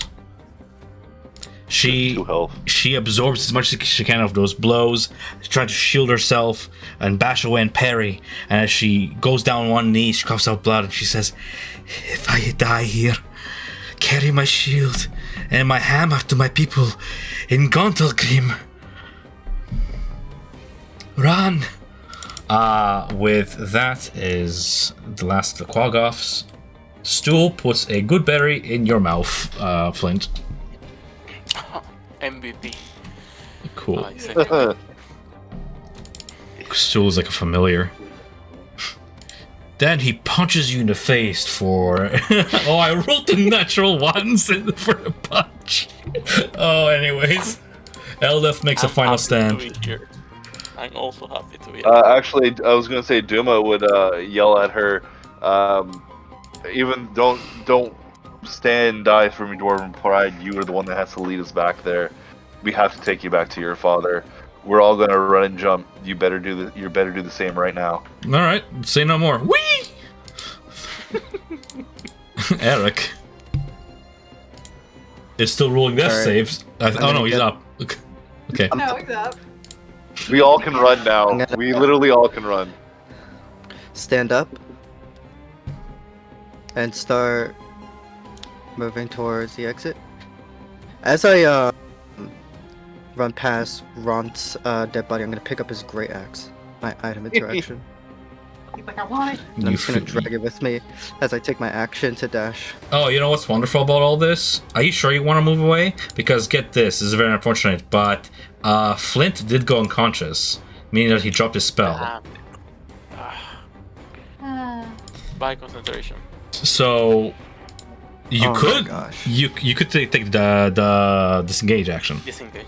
Yeah, Oh shit. you just won't be able to You're attack right. or dash this turn. That's all that means. There's literally 5 of them right there. I have to risk it. So disengage. No, he's just running. I think. I don't think he's disengaging. No, I have to just run. You have just run. Where were you? I want to make this fair. He's I dashing. He was right there. was right here. Because That's I'm 2 prone. paragraphs. Also, Okay, so that's I'm not as going bad as I to- thought it was. Okay, that's fine. Disengage only 15 feet of movement. Okay, so it all it means is 2 claw attacks against you. I mean, they're rolled at normal. It's just a +5 to hit. I need to roll 9 or lower for both. Oh, natural 1 and 14. Oh, clutch. Oh my gosh, I make it. All right, cool. Pick up the axe and run, and make Yeah. sure to take the gnome with you. Pick up the axe. Yeah, he's still in my backpack. Yep. Backpack. Just- His backpack. Yep. And then dash and jump. What a clutch. and then dash.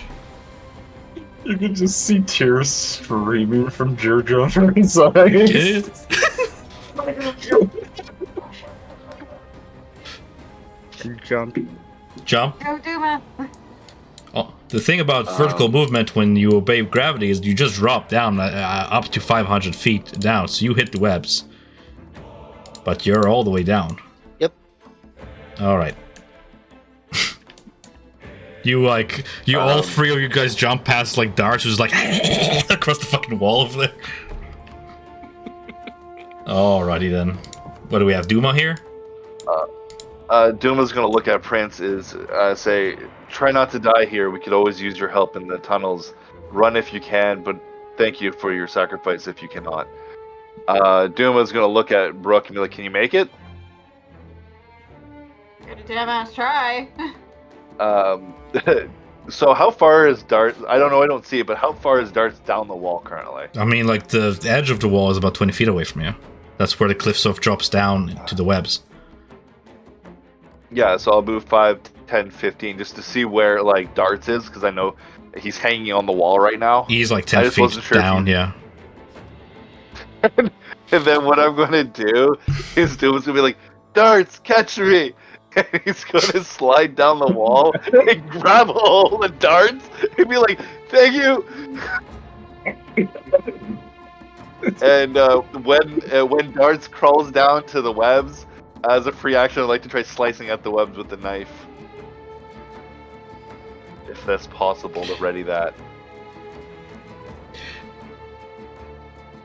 Darts, you have two options. Either you roll me an athletics DC 15 to try and hang onto the wall as the weight of this fucker fucking threatens to snap your shoulder backwards, or you can just let go.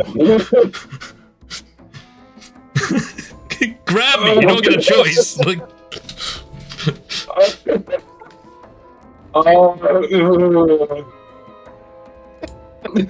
I'm not strong. You just grab him and then you just let go of the wall, or do you let him like fall? I let him fall. Yeah, grab me. He falls fast into the web. I'll try to grab the hat and you'd be like, you fucker. That's between you two guys. Decide what happens to the hat, but I'm gonna. If I have to roll sleight of hand for the hat, I totally would. All right. But yeah, no. If Doom is now restrained, he's gonna try cutting the webs. All right, go ahead. You're making a disadvantageous attack with your restraints and your restraint condition against a very low AC, and it's quite a tough web. So see if you can deal damage. 13. 13 deals damage to it. How much though? Sorry, it'd be 7, no 10 sharpshooter. 7 is 7 damages it where you're cutting it, but doesn't unrestrain you and cut away at the web completely. Okay. So you've dealt 7 damage to the web out of 15. Okay. My goal was to cut through the web and fall through. I understand, but to destroy the web and fall through like that, you have to deal 15 damage. Okay, no, that's fine. So you dealt 7. It is what it is. Yep. All right, Brooke. Brooke still has like an arrow poking out of her shoulder, like as she goes, and she turns briefly to the princess, like, you heard him. You try to make it out if you can, and then run 5, 10, 15, 20, and she is going to try and use her dagger. She has 2 daggers to not jump, but attempt to scale the edge of the cliff.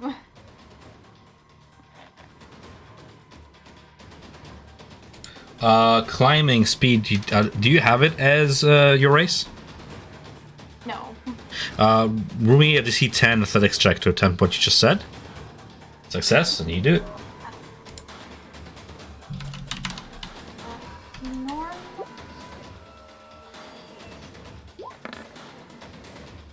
Yeah, restraining only affects dexterity. Nice. So you managed to do just what you just said there, as you slide down. Cool. For the rest of you. Looks down at, yeah. Brooke looks over her shoulder at everyone contemplating, like, yeah, I'm not it. We'll see what we can do when we get down there. Thankfully, Prince Darendil can simply dash away without worrying about Protect because his fellow companion there absorbed them all. So that's good. 20, 30, and then he dashes another 30. Palm, leaping down. Oh, leap! And ending his turn here as he gets restrained by the webs. Okay. He takes... He has a climb speed. He just climbed down to right before the webs. He jumps, and then he begins to attack the webs, restraining you guys. Okay. So, at this point, I just... Nice. Prince Darendil will make 2 disadvantageous claw attacks against web. DC 10 AC. Hitting with both. Nice, MVP here. Oh, fuck, just not. 9 plus 4. Damn. 13. I'm gonna say that unrestrains Duma, because he already did some damage to the webs. So that just manages to damage enough of the webs to unrestrain Duma's strands, and damage partially the strands surrounding the rest of you guys. Duma, as you get unrestrained, you drop an additional, like, maybe 20 feet down below the webs into, like, a pool of water. That's what's below you. Oh, fantastic. Doesn't Flint's held action I was right gonna now? say He's knocked unconscious. No, what's Flint's held action? Set the web on fire. My spot on fire, if necessary. Sounds good. You can react to it now. Listen, you need all the help you can get at this point. Yeah. I think it's well, get this though. It's vulnerable to fire. 13 plus 1 plus 1 is 15. Clutch, right? So that unrestrains the rest of you guys as the flames burn away and you all drop down out of reach of a spider. And now is what I do as a DM, where I decide whether or not Eldeth dies in the fall, because the giant spider takes a bite attack as she falls. Rolling a natural 1. Eldeth lives. Thank God. You all drop down 20 nice. feet out of the reach of a spider into the water with a splash. All right. As all that happens, you guys hear the scrambling of the beast-like monstrosities as they sort of claw over the edge of the cliff and look down, snarling.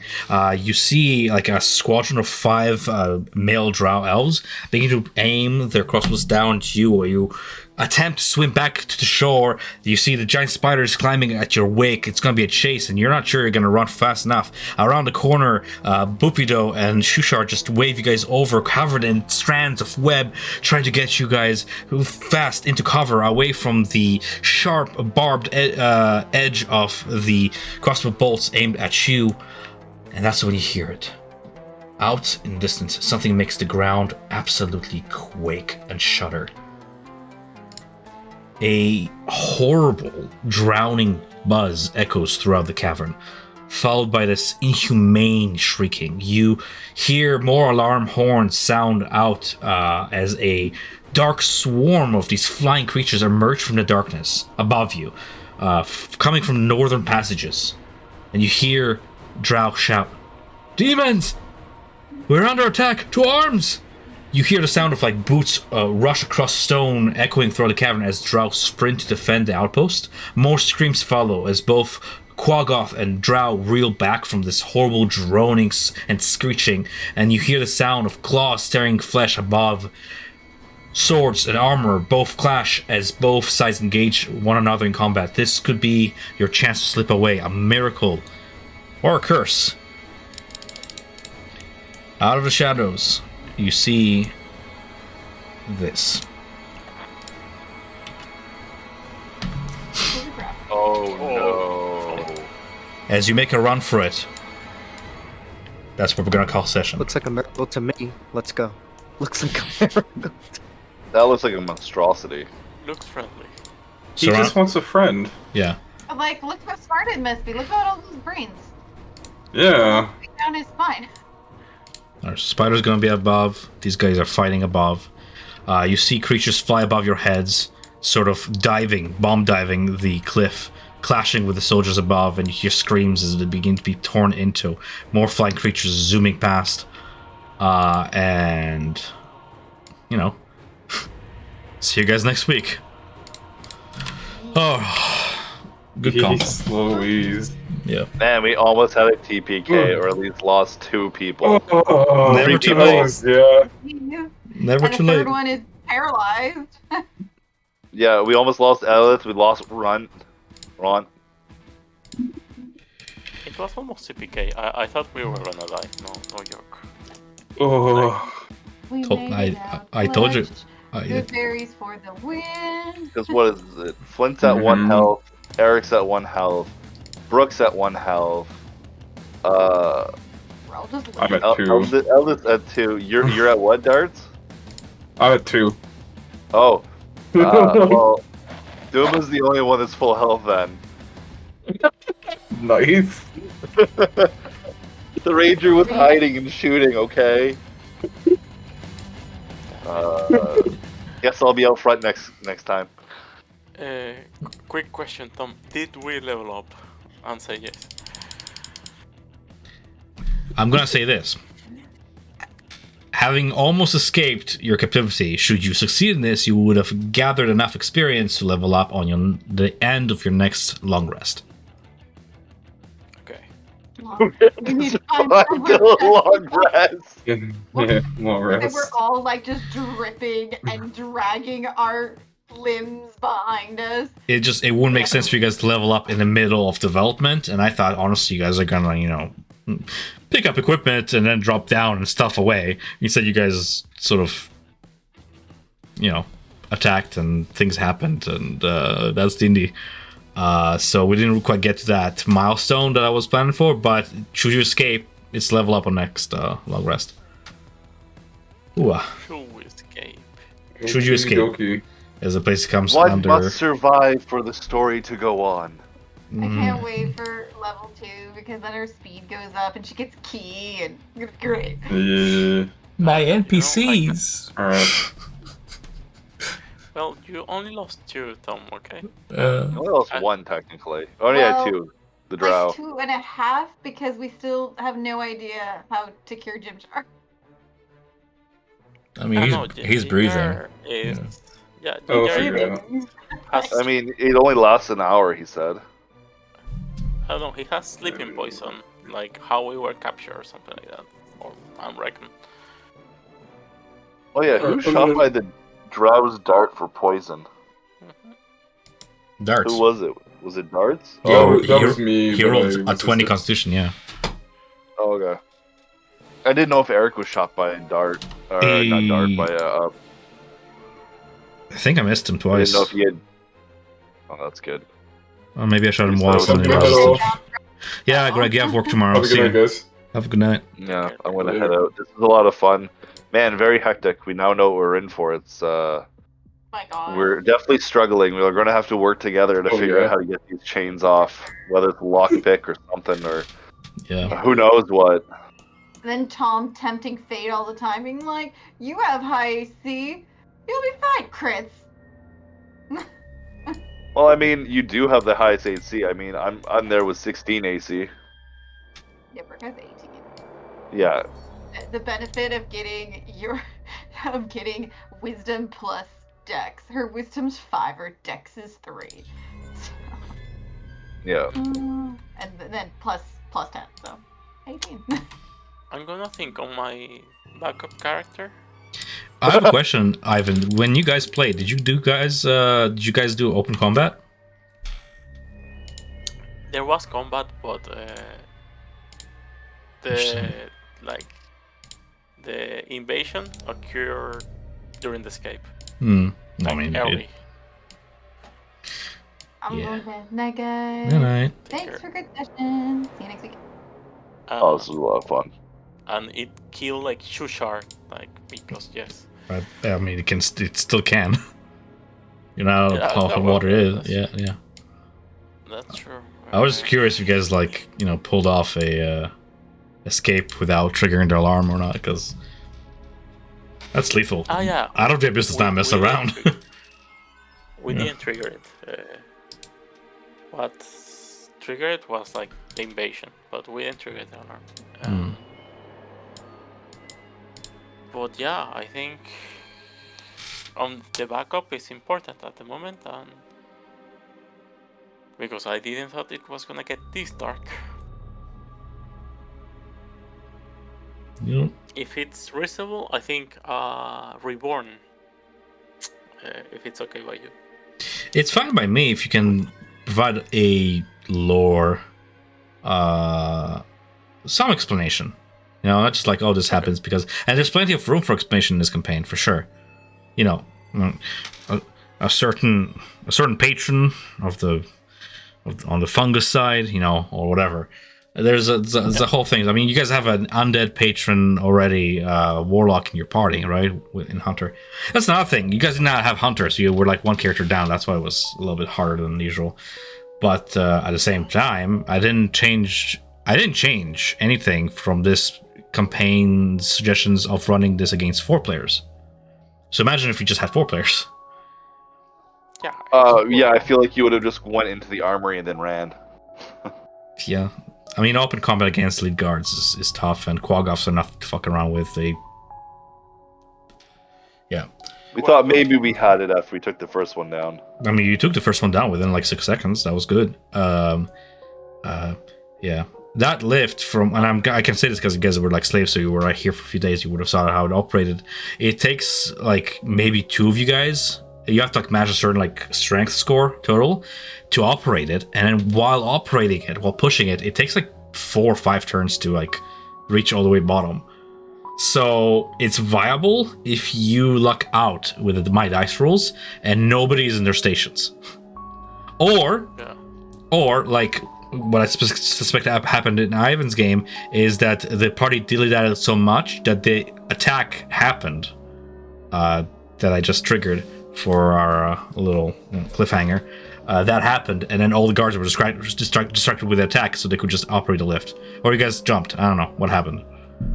Yeah, we operate the lift. Some of them jump. Yeah, you can just feather fall though. No, you had it. You had feather fall.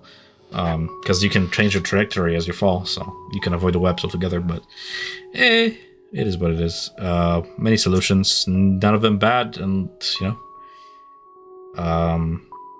if you all TPK in the beginning of campaign, it can be a good prelude to the actual adventurers. There is a show that is like that. Like they kill everyone, and after it's a movie, the one about the bad guys that are superheroes now. I forgot the name. Fair enough. No, but that's a campaign, guys. Like, pucker up, because it's not gonna get easier. It's kind of brutal, and that's why I sort of want to try it, because was this or the other Survivor campaign. I want to do something different, and I promise you guys, I'm not trying to win or anything. I'm running it as written, just to see how it goes. Because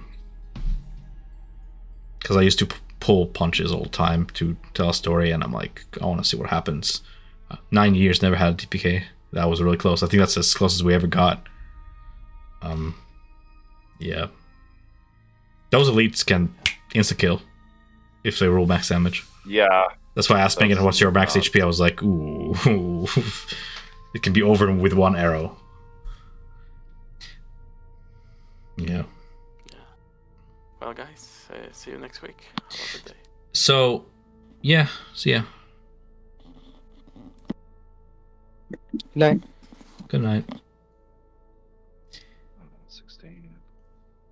I'm thinking above the table talk, but we'll see.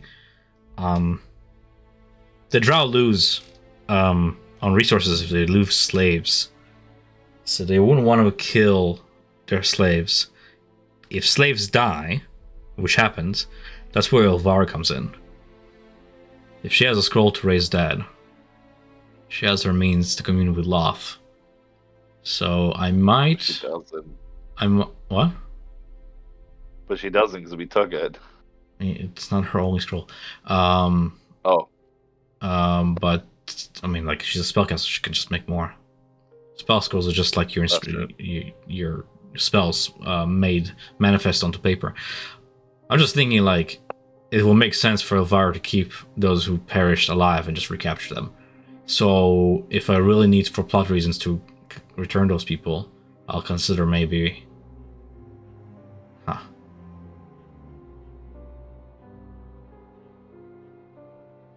Like, there should still be consequence to you guys losing them in combat. They're not with you when you travel, so you lose out on information, and you have to manage to survive without that set information, which is a challenge by itself. But I don't want it to be like a brick wall where I just lose an NPC and everything related to them in the campaign just is gone. So, yeah. Above the table, I'm just sitting here thinking, like, Ilvara for sure will want to resurrect Sareth, because he was meant to be a sacrifice to Lolth. He wasn't meant to be killed by fucking quaggoths. No, I get that. Or I can say like he survived his wounds. Even simpler. I can be like, they knocked him out. He wasn't in combat anymore, but he survived his injuries, and he's still in Valkenvelf. He's still with whatever. Yeah, Ron is an interesting one to lose, given that I'm assuming that we're probably going to run into oh god, my wife's calling me, so I have to answer. But I'll talk to you later. But yeah, we're going to run into the whatchamacallit, his clan. I'll do some thinking. I'll talk to you later. For sure. I'll do some thinking.